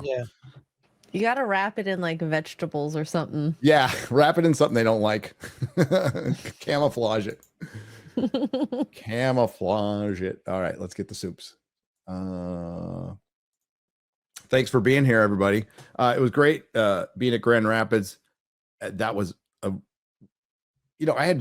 didn't know what to expect, right? It's a con. I go there. I don't set my expectations high or anything. And I was there with Will Drinker. He's awesome. And he invited me out. Rick from Orlando. Thank you for all your help. You're awesome. It was tons of fun. And I got to see Drinker's movie. Best part was meeting all you guys though. a solid day. We were 2 spots away from the Nostalgia Critic from Channel Awesome, which made things sad for him. But yeah, I got to meet Danny Trejo. It was freaking awesome. It was a good time. Drinker's Movie, you'll get to see it in 5 days on his channel. He's going to release cool. at 9 p.m. whatever British time, at which I think is around, I can't remember, 12 or 2 here Central. It'll be out, and go check it out. For an independent production with a very limited budget and 1 day to shoot, pretty impressive. The action is really good. Like, they got proper stunt people to, the action is good. B-Chain 315 for $20. How to fix a Jaguar. Because it's not Jaguar, how I said it forever. It wasn't until I worked at a dealership where I found out it was Jaguar.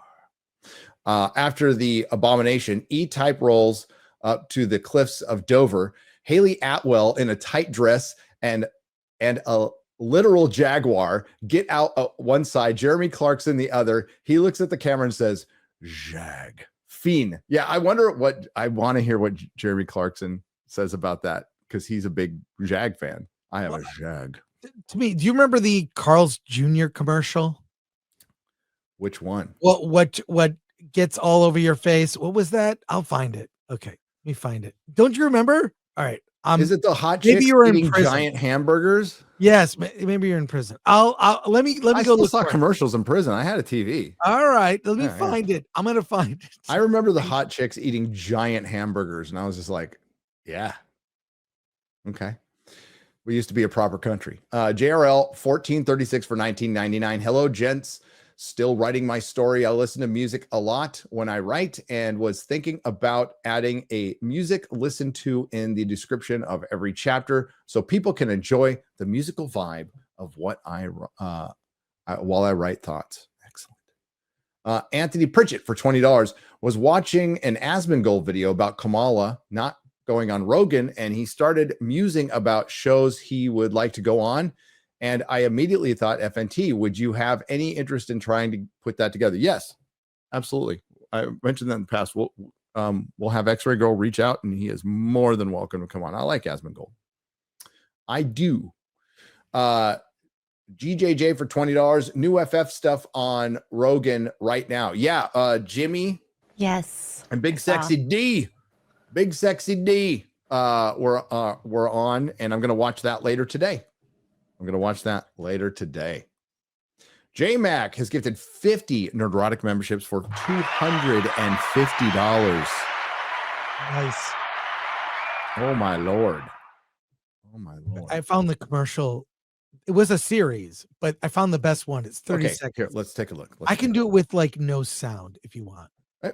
Is there music like that? I might don't hit know, us, but I can. It probably doesn't need sound, right? I'm guessing it doesn't need sound. I mean, it doesn't, but I mean, you tell me if I should mute it. Should I go? Go. I love Paris in the springtime. I love Paris. This is a burger commercial. Yeah. I love Paris in the winter when it drizzles. Yeah, mute it. I love Paris in the summer. We don't need the sound. Oh my god. Yeah, we don't need the sound. We used to be a I want proper country. cheeseburger Okay. now. It's For one, they don't make all over burgers your that big. face. They never did. Oh my god. Just You're look lying up too. I'm hungry for a Carl's hamburger Jr. now. Look up Carl's Jr. sexy commercial. They need to come back. They need to come back. That was yeah. Nice burger. Where's I'm the hot hungry chick? too. Paris Hilton's hot. Okay. All right. J-Mac, the legend from yesterday, who said we don't have to worry about the live action remake of Song of the South being made. That's just so good. I got a bootleg of it. I have a bootleg. No, but yeah, we were talking about live action remakes of animated films. We're like, we don't have to worry about Song of the South. It's going to remain pure. My wife is a huge fan of the Wicked Broadway show, but has no desire to see the movie. She's pretty normy. And when I asked her why, she said it's because she's sick of remakes and the trailer looked off. I was honestly shocked at her response. Thank you for the 50, by the way. Terrible. The trailer trailer's is bad. The movie is better than the trailer. I'll just say that. I fully believe this movie will do crazy business. Yeah, I think it's good. It's Gary. I saw it. The audience I was with loved it. It's it wasn't the traditional critics. It's more of what they call all media, which is what I get lumped into a lot of times, and which I'm very happy to be a part of. But I prefer to pay to see movies because I want an honest response. Oh, super quick. Dune Prophecy was ass. Yeah, I told you. It was like I've seen the first 4 episodes. It doesn't get better. Oof. It doesn't get better. I don't even know if it's worth doing a video for you. It's not. I'm not even going to watch the second episode. I don't care. Yeah. How is it? I mean, think of some of the greatest first episodes. Probably the best one ever. Breaking Bad. Breaking Bad, Westworld. That went to shit. But that was a good first episode. First episodes hooked you. You cared about those characters.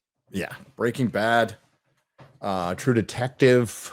Yeah. Oh, True Detective. I mean, those first episodes. Oh, banger. Hey, fucking Game of Thrones. Game of Thrones first episode. Absolute banger. Yeah. The way it ended, that first episode. Mm-hmm. Like you had to tune in next week. Dune Prophecy. Oh, what's funny is Dune Prophecy is kind of similar to Game of Thrones in that sense. The first episodes. It is. Yeah. It's trying to be Game of Thrones, but it's sort of weird because Game of Thrones is very influenced by Dune. Like Dune, the movie, the Villeneuve, the Villeneuve movies at all. Like it doesn't even try to reflect it. It looks like a basic bitch sci-fi TV show. They're at a club at one point, and this is bad. Stupid. It's fucking stupid. They're 10,000 years in the future. They're at a club, like huffing on shit. What a fucking god damn it! It's a lack of imagination. And Mark Strong being wasted in it. It was just a crime, a fucking crime. Nikos 2 parts for 10 euros says I saw a really good show, Citadel Diana. It is an original plot and a completely relatable female protagonist played by a gorgeous Matilda Angelis. Ooh. The show surpassed the forgettable Citadel by a mile. Oh, I forgot Citadel came out. Sadly, I don't think it's going to get renewed. Watch Mojo recommended it to me. God, I hate them. Oh, Watch Mojo. That's if you want to know what all my top 10 stuff is based on. It's Watch Mojo. Watch Mojo. Gaming Baker for $7.99 Australian says, "Hey guys and Chris, can you tell all the guys to sign up for Patreon for Geeks and Gamers so Ryan can go for It's not Patreon. It's locals. It's locals. It's locals. It's like Patreon, but it's not Patreon. It's locals." Clarkson's at farmers protest arguing with the BBC reporter was gold. Nice to see us Brits aren't totally cucked yet, says Golden Nuggets for £5 British. Yeah, I saw that. And it was great. And she does what the media does. She fucking lies. She lies, right? And Jeremy can't pull all the facts right there because he's in the middle of London. So he goes and does a talk. By the way, it's all being filmed on Clarkson's farm. He specifically says this, and he rips her apart. Like he tears her argument apart. The Labor Party went out there and said that they're putting an inheritance tax on farmers, another tax on farmers. What they're saying is they don't have enough money for the national healthcare system. Like it's being what she was trying to lead Jeremy into, which he didn't bite, but I will, is the immigration in your country is weighing down on your nanny state. So what they're going to do is tax your fucking food producers. And they're like, it's not going to affect all farmers. It's not going to affect 70%. Then why do it? You're not going to get enough money. It'll be a drop in the bucket. What they're doing it for is to get land. They want the land for development, not to make food. They want to import your food. You're an island. You know how much that fucks you if you have to import your food and something happens? You're an island, for fuck's sake. And taxation is theft anyway. So listen, I don't know much about British politics. I know there's too much bureaucracy. I know London rules the entire country. And I also know that the BBC is a mouthpiece for the state. that should never be listened to and should be defunded. But I back farmers. I back the working man, and they don't need another tax. And by the way, that's bullshit. It will affect every farmer. Most of them are family farms. They're not corporate farms. It's not like here. There's tons of corporate farms here, but it'll affect family farms. And you need food. You need food. And the labor is all about protecting the workers. Farmers are workers, dipshits. But you know what? Commies are really bad with farms. Commies are horrible with farms, and so are empires. So if you want to go look at Russia before the communist revolution, they had to bring in German farmers because they didn't know how to fucking farm. And that's where my family came from.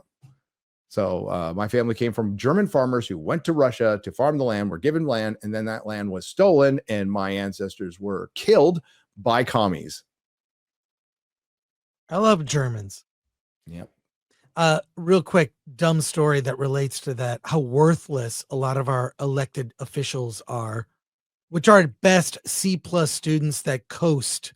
There has to be accountability, you know, and I want to normalize firing people that are bad at their jobs. Yep. Let's do that.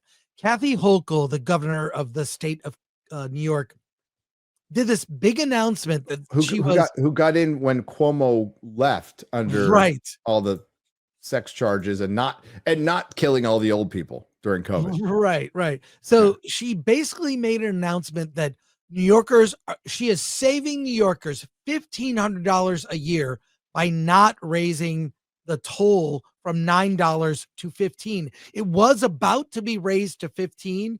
She held it at $9, but she couches it. She presents this announcement as, I've saved you, saved families, New York families, $1,500 a year by making this change.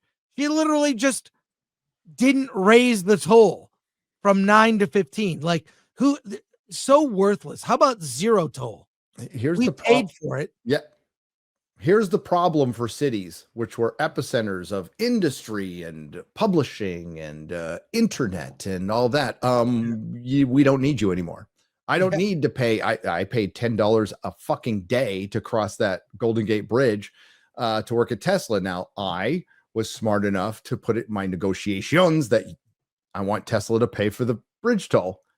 And because in that negotiation, I was negotiating from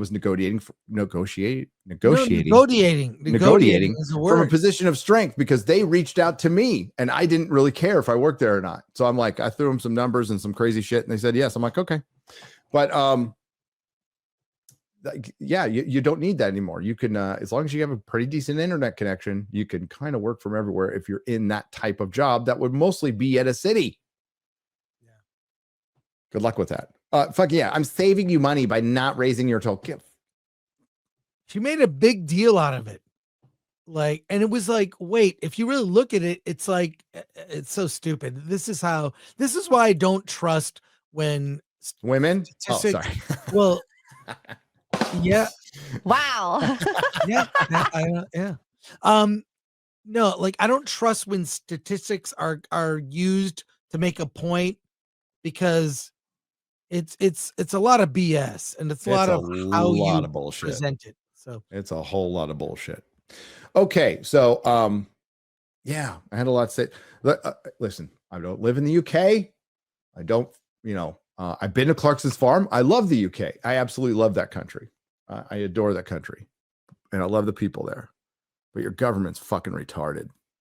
Your government is absolutely retarded. Your system there is retarded. Like, even on private land, you have to make paths for people to walk and stuff. And like, we have the option of doing that here or not. Right. That's the thing. Anakin Sims for $5. So cool to meet you in Grand Rapids, Gary, along with Critical Drinker. Taking that shot with him was freaking cool. Wrong show, but a segment on Tesla for FF. Yes, we will. We've done one before. We'll do one again. Yeah, Drinker was taking shots with people. And that was really cool. And then he had the impersonators, and it was like, one was a girl and there was two dudes. That was cool. And they had their like fake bottles of JD, and that was really cool. Really cool. The Morocco for $4.99. Hail Gary, Chris at X-Ray Girl, Wisconsin went red. When's the party? I know. I'll let you know. my plans are kind of all up in the air right now, but I'm here for a couple more weeks, so don't worry. It's probably going to be an impromptu meetup at a bar or something. So that's what it will be. The infamous El Guapo on the Streamlabs side for 777. I gave Az money yesterday for me missing the Grand Rapids meetup, so here is yours. I picked up Joe Kelly's Space Ghost. Good. Oh my God. Such a great comic book. And he says it was great. Sad to hear about Dune show because I love all the original books, but of course they wouldn't do them justice. Hail, fellow dads. Hail to you. Yeah, Joe Kelly's Space Ghost, Chris. It's in graphic novel form. Highly recommend you read it. It is a 4-part series with prestige art. It's fantastic. And you're like, fucking Space Ghost. What? It is a serious, earnest take on Space Ghost. They gave him a superhero origin. And they gave him the origin of the Punisher, basically. It's fucking so good. I love it. I want to reread it today. Odin 79 for $5 on the Streamlabs side. Airplane 2 is better than Airplane. 2 points. 1 William Shatner. 2 4 times the tit flashes. And I'm sure I have swayed Chris with this point. Chris, he's probably off getting coffee. Airplane 2 is not better than Airplane, but I like it a lot. And they're offering if you go on Amazon, there is I think it's called the Z Pack or something like that. And it's all the Zuckerberg movies in 4K. So you get Airplane, Top Secret, Naked Gun movies. So it's a box set, and it's called like the Z Pack or something like that. Look for it. I just ordered one. It's available for pre-order. It's available for pre-order.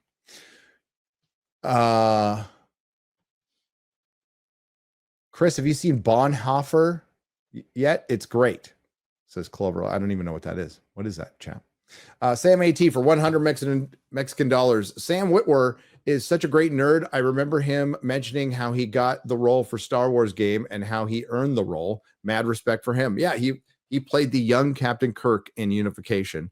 They put prosthetics on him and he got the mannerisms down perfectly. Now they did some CG on there too, and some AI. The best part about it is William Shatner watched this short film on the bridge of the Enterprise. Forgotten Vet for $5. Hey, you guys, what is your opinions on Pandorium and Feast? Thanks for the entertainment. Pandorium and Feast. Do I have an opinion on that? I don't know. Kate C, aka Plush Kitten for $5. Frank Gore, why are you make funs of the Hans Harridan's Tales? The Hand Harridan's Tales? Yes. Have you seen Bonhoeffer? Bonhoeffer? No, I haven't. Well, do you know what the Pandorum and the Feast is? No, I actually don't. I don't either. Well, there you go. Nikos for 10 euros. I mentioned Watch Mojo earlier and how much I despise them, but there's another one I hate more. Doug Walker. The guy is like Bono. He was anti-establishment and now he is part of the establishment. Well, the thing is, Nikos, they never were anti-establishment. They were just anti another side. They're perfectly okay with authoritarianism and the establishment if it's their side. See, that's the big difference. And that's where you'll see the inconsistency or the consistency. Danny Tapman, 12 on the Streamlabs side for $5. Why did the Dodgers have to win? Arcane season 2 let down. Jaguar is now not only lame, but also gay. Thank God Penguin came around. Also, Chris, you are one horny fucker. Cheers. Where is the Orlando meetup going to be at? I missed last year, but I also have been there in the past. Market Reality for $5. Pay attention to Geeks and Gamers and Today Cobra because they are handling all the setup on that one. I'm just a leaf on the wind and I'm going where I'm told on that one, but I do not know. I think Jeremy's ready to announce it soon. Make Sonic great again for $10 on Google. If you search Koof, it's nothing but doomer articles of long Koof. Google should say, dude, it's over. Get help. Google is a big reason why there are mental health crises for 5 years. Yes, and there's a big reason why the CEO of Google called and congratulated Trump on his victory, because they are scared to death of being broken up. And there's I like the free market, but if we're going to go to the letter of the law, there's a good argument.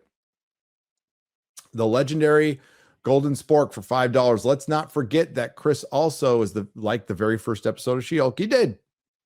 That's right. I'll tell you why. Because she was flawed. The first, first of all, she was a bitch. She was flawed. She was an a-hole, like Tony Stark, who had a amazing character journey. I thought she was being set up to have a journey towards less assholishness. Yeah, which we'd never seen with a female character. Like, wow, a flawed female character, that could be interesting. And then by episode 3, I was like, okay, that was the date episode. It was stupid. And then it was terrible. And by the way, I was excited for The Last Jedi. I thought the same thing. I thought, don't worry, it's the fall before the rise. It's Luke he's gonna come back, and it was awful. So I'm an eternal optimist. I want things to be good, but I'm not gonna deny when it turns out crap. Rise of Skywalker was the worst Star Wars film ever made. It was terrible conclusion, and She-Hulk by the end was one of the worst. But it had potential. I want to see flawed female characters have a journey, and we'd never gotten that. It was the age of the MCU, Gary, which you pointed out. So, do you know what the predicted opening worldwide weekend for Wicked is? What? 165 million to 200 million. Yeah, that's big. That is not gonna flop. Okay, and people will be it'll be ongoing. Thanksgiving weekend, it'll be even bigger. It might be bigger. Yep. You're right. Just saying. And but Unification is canon in my mind too, by the way. Force Ghost Jeremy. Yeah, I agree. All right. The legendary Golden Spork for $5. Let's not forget. I read that one. Alex Belfour for $10. I was local 44 IATSE in the film industry from 2004 to 2015 and survived the 2007 and 2008 WGA strike. Can't imagine trying to work set decoration now with AI. Worried for my friends still in local 44. Yeah, that there's a lot of jobs are going to get gutted, and they're going to get gutted soon. It's already happening. Chris said. So the one thing they didn't negotiate for the WGA was in-house AI because you're not breaking any copyright. Right. If Disney makes a Disney AI, they're not breaking any copyrights, and they're doing it. It's been in development. The Darkness for $9.99. I want to give a shout out to my dog Coda. No particular reason other than he's a cool dude. Cool. What's up, Coda? Shout out. Now, is it your dog, like actual dog, or yo dog? What up, dog? Henry back to play for $4.99. Hail chat, if I may. My dog Kaylee passed away this morning. Oh man, sorry. Oh. I just wanted to honor her with a nooner shout out, and I will miss her. Rest in peace, Kaylee. All dogs go to heaven. Henry, all dogs go to heaven. She's hanging out with my dog Parker, who passed away this year. Japanese Demon Lord, a beer Lucifer for $5. I'm still waiting for those goth X-ray girl images you said Mark the Cyborg has. When do we get those? Yeah, we're all waiting on that, and the green X-ray. Oh my god. I didn't know I was giving pictures to people. You better talk to Mark. Script for $5. X-ray girls poll looking like the election results. We all know it was going to happen. I love democracy. Hail chat and hail to y'all. It'll be great, Gary. It'll be great. FNT Friday. Reagan's Alls for $10 says, I want a burger now. So do I. Yes. The exalted. The 90s commercials are amazing. Go watch there's montages on YouTube of 90s commercials. It was a better time. The the Carl's Jr. commercials. They were all the what doesn't get on your face. I even forget. I don't even care what it was. They were great commercials. In the Ben Affleck clip you played, does he always talk that fast, or was he on chatting powder, the exalted patriarch for $4.99? I hope he isn't. Ben's had his stuff in the past, but I really hope he isn't. Yeah. The legendary Golden Spork for $10. Don't get Asmongold. He'll be the second coming of Comic Book Girls 19. Paris Hilton's a bitch. Also, that burger ad reminds me of Carl's Jr. ad starring Sarah Jean Underwood. Well, Comic Book Girl 19 had like one of the most watched episodes of FNT and one of the most controversial. But she was having fun. Look, I've known Danica for years, probably over a decade. And she was on the show Monday to talk about Dune Prophecy. Surprise, she did not like it. Yeah, I didn't think she would. I thought she made an offhand remark. The chat blew up. I told her after, I said, Danica, make a t-shirt that says I heart incels and wear it next time you're on. Yeah, she was sorry about it. Just lean into the joke, whatever. I can't say this one. Odin 79 for $5. A GM employee. I fully endorse this gamer word Gore ad and rebrand. Alex Belfort for $5. This is a part in Jaguar Sprockets. Now we dance. Evil Multiverse Gary for $2. Yes, can't wait for to make Jaguar my new Gary mobile. That wasn't going to happen even when they didn't rebrand. That's an overpriced car. No thanks. Plus, yeah, I like trucks. Not really a car guy. Inakman reviews and rants for $5. I don't know what it says about me as a person, but the last kill at the end of Tulsa King season 2 made me laugh so hard I almost pissed my pants. It was brilliant how that went down. It's so brilliant. I love Frank Grillo, man. Frank Grillo, good casting in that. There's great cast. Darth Maul's lower half for £5 British. I would like to see Clarkson's reaction to the ad from the British car company. Hope his heart doesn't explode again. I hope so either. Vor Axelon, the Wise for $2. Jaguar equals Jagoffs. Inakman reviews it. Rants for $2. I thought Glicked was a new Jiminy Glick movie. Glicked. There's already memes about that. Guitar Lord for $2. Elon, do you sell cars Jaguar? Not anymore. Yeah. We're a lifestyle brand. God.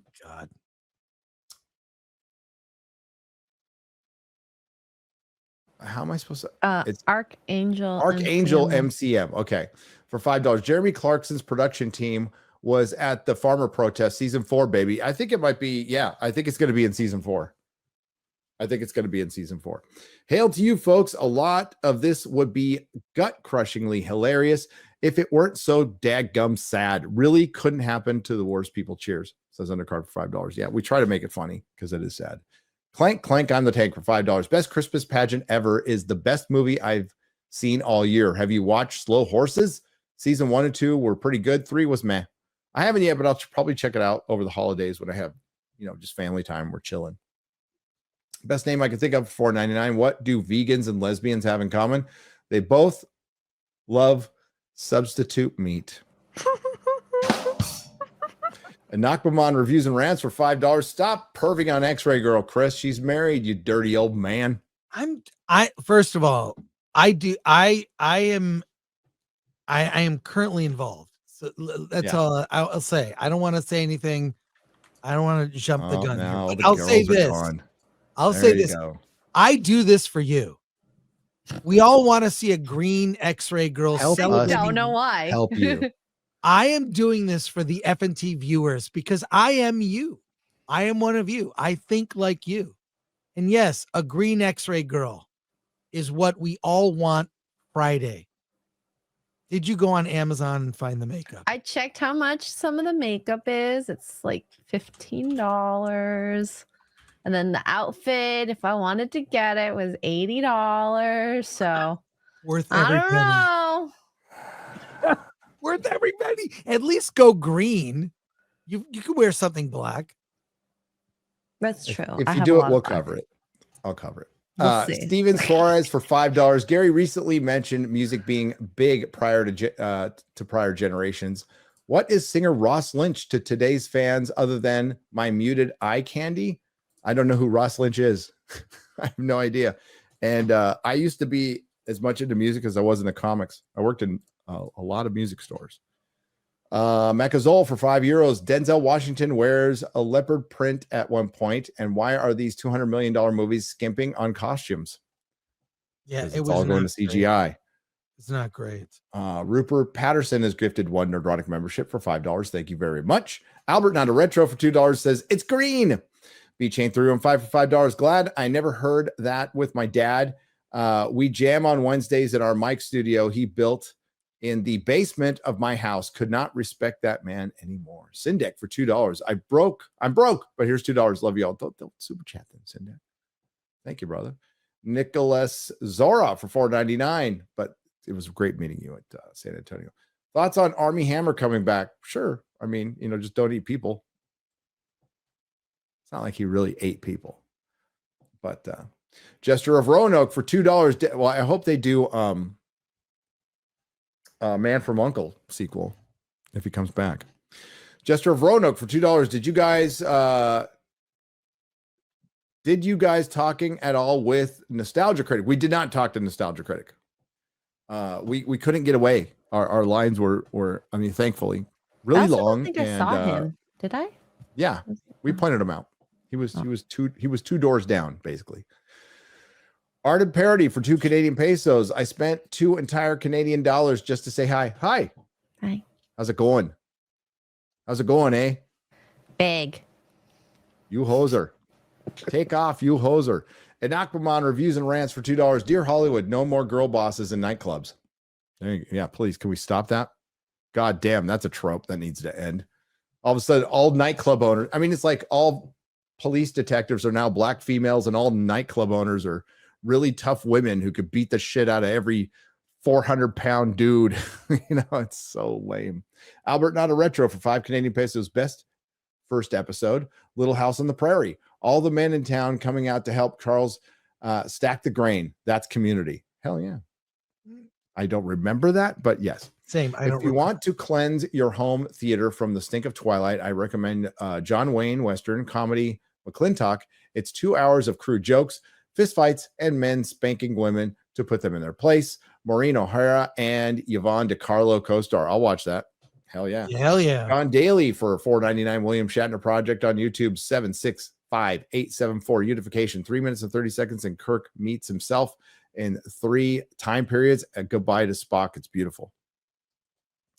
It's actually longer than that. But the YouTube version that you're seeing public is shorter, I think, than the main one, which is like 8 minutes. Johnny 5 for £2 British. I'm British and never heard of Starmer either.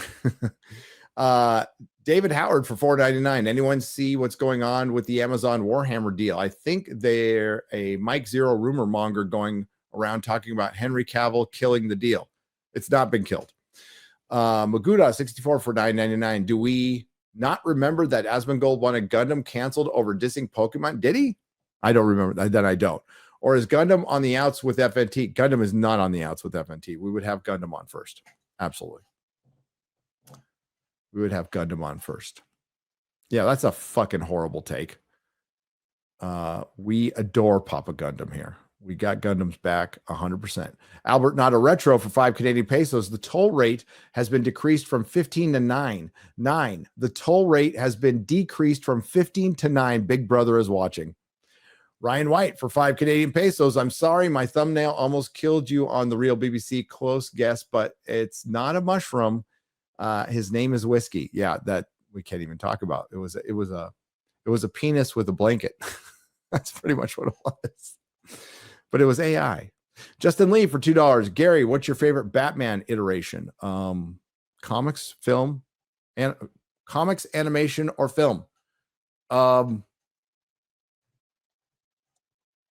Batman Returns for live action, animated series, and I'm gonna say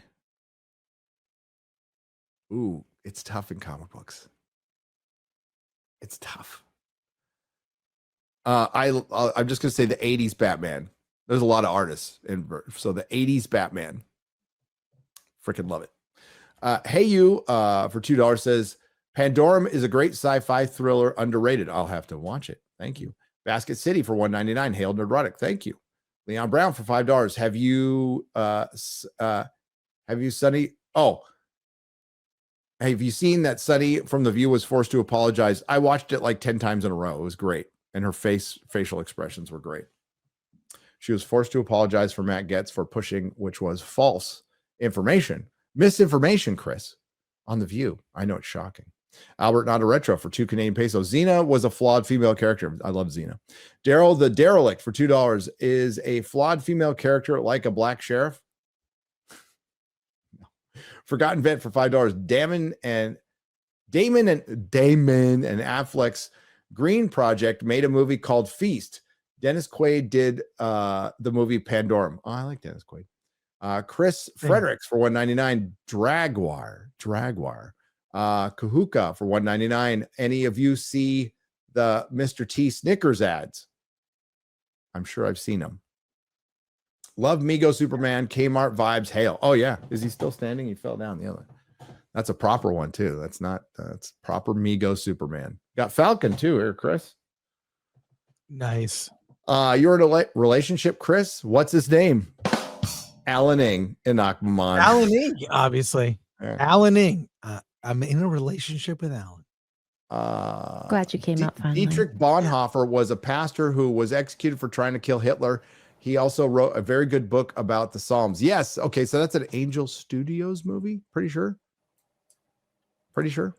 Cannibal the Dragon for $4. Hello. How are you guys? Is Toothless my dad? Oh. Yes. AJ Lee for $4.99. What happened with Nostalgia Critic at the con? It sounds like you have a story to tell. No, nothing happened. It's just weird that somebody who started the movie sphere on YouTube, right, would be there like 2 spaces away from us, and it was just a very different vibe. We'll just say. Did you guys talk? No.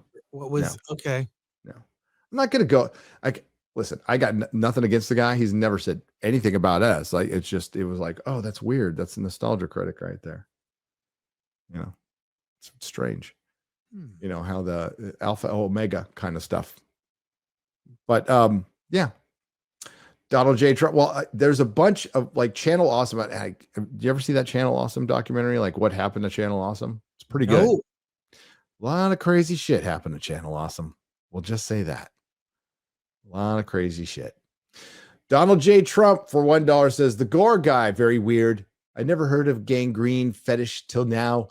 This ping pong girl or whatever she is should be very thankful I'm not her husband, and I'd be reporting this guy. Doug Walker is by the way, is very fake. Terrible ratings. Ryan Matheson for $1.99. Power to the $1.99. Oops, wrong show. Sorry. Fish Shooter 24 for $10. Joe Rogan just dropped the latest Jimmy Corsetti podcast. Yep. Yeah, I'll be watching it. I love Jimmy Corsetti. He's a good dude. Good dude. Battlestar Galactica had a great first episode, said Andrew Matthews for £2 You are correct. Absolutely correct. And that's it. We got to get out of here. Thanks for hanging this long, Chris. Yeah. You have a stream coming up. I do. Hollywood on the Rocks, 1 p.m. Pacific time, 4 p.m. Eastern. Alan Ing and I will get into it with Glicked and our gay relationship. So join us for all the gayness you can handle. It'll be fun. And lots of other stuff too. So, and tune in Friday. X-Ray Girl is going green.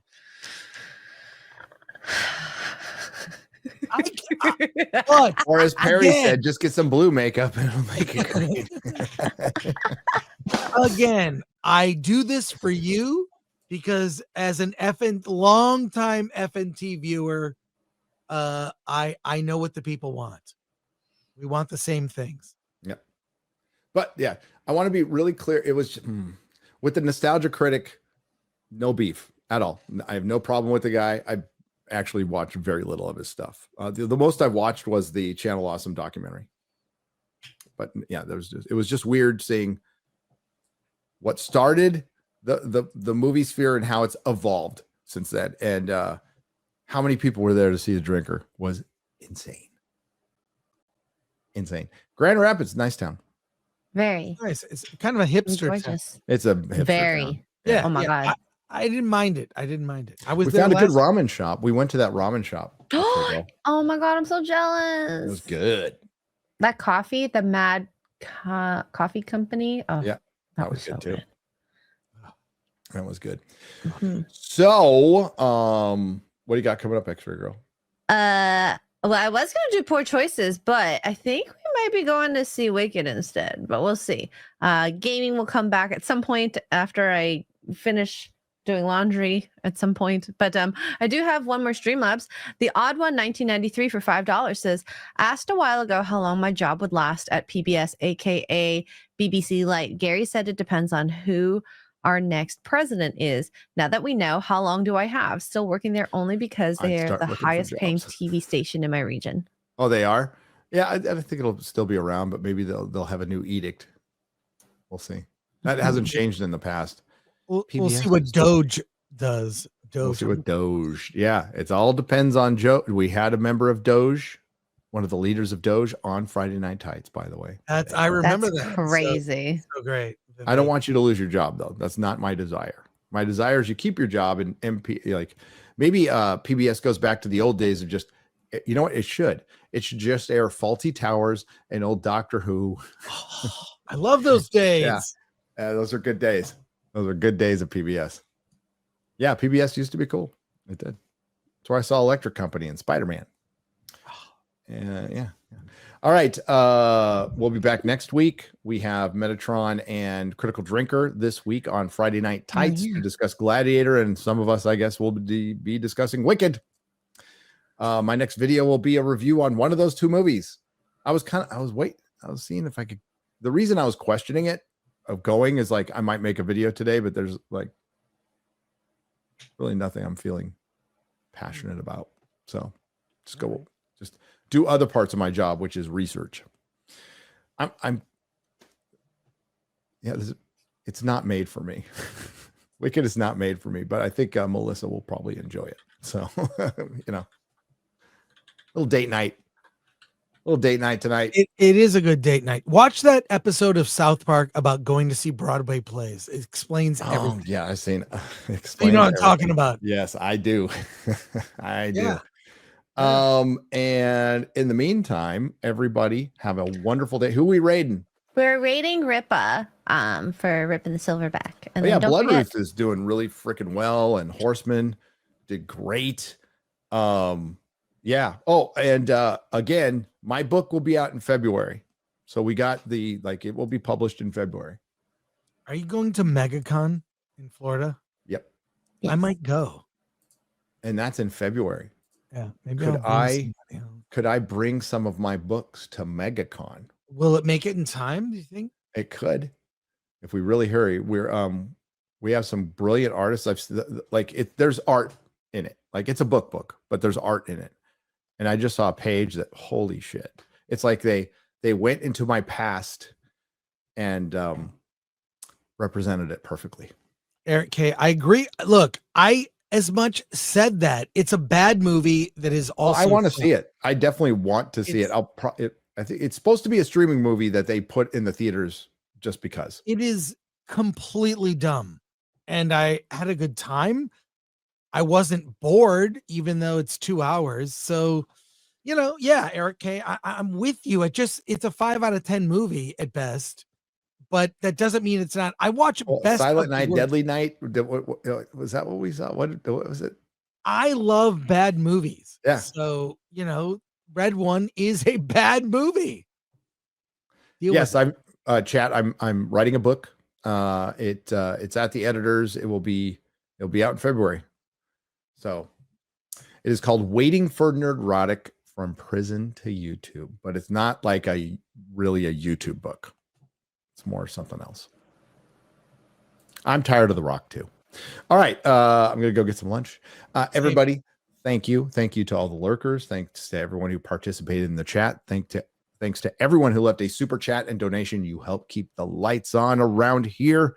We will see you next time. This will be, you can hang on to the link. It'll be unlisted, but you can keep watching it, or it will be re-uploaded on Nerdrotic Live very soon. Very, very soon. And it'll be on all the podcasts except for Apple. I'm going to try to work that out today because our link got broken.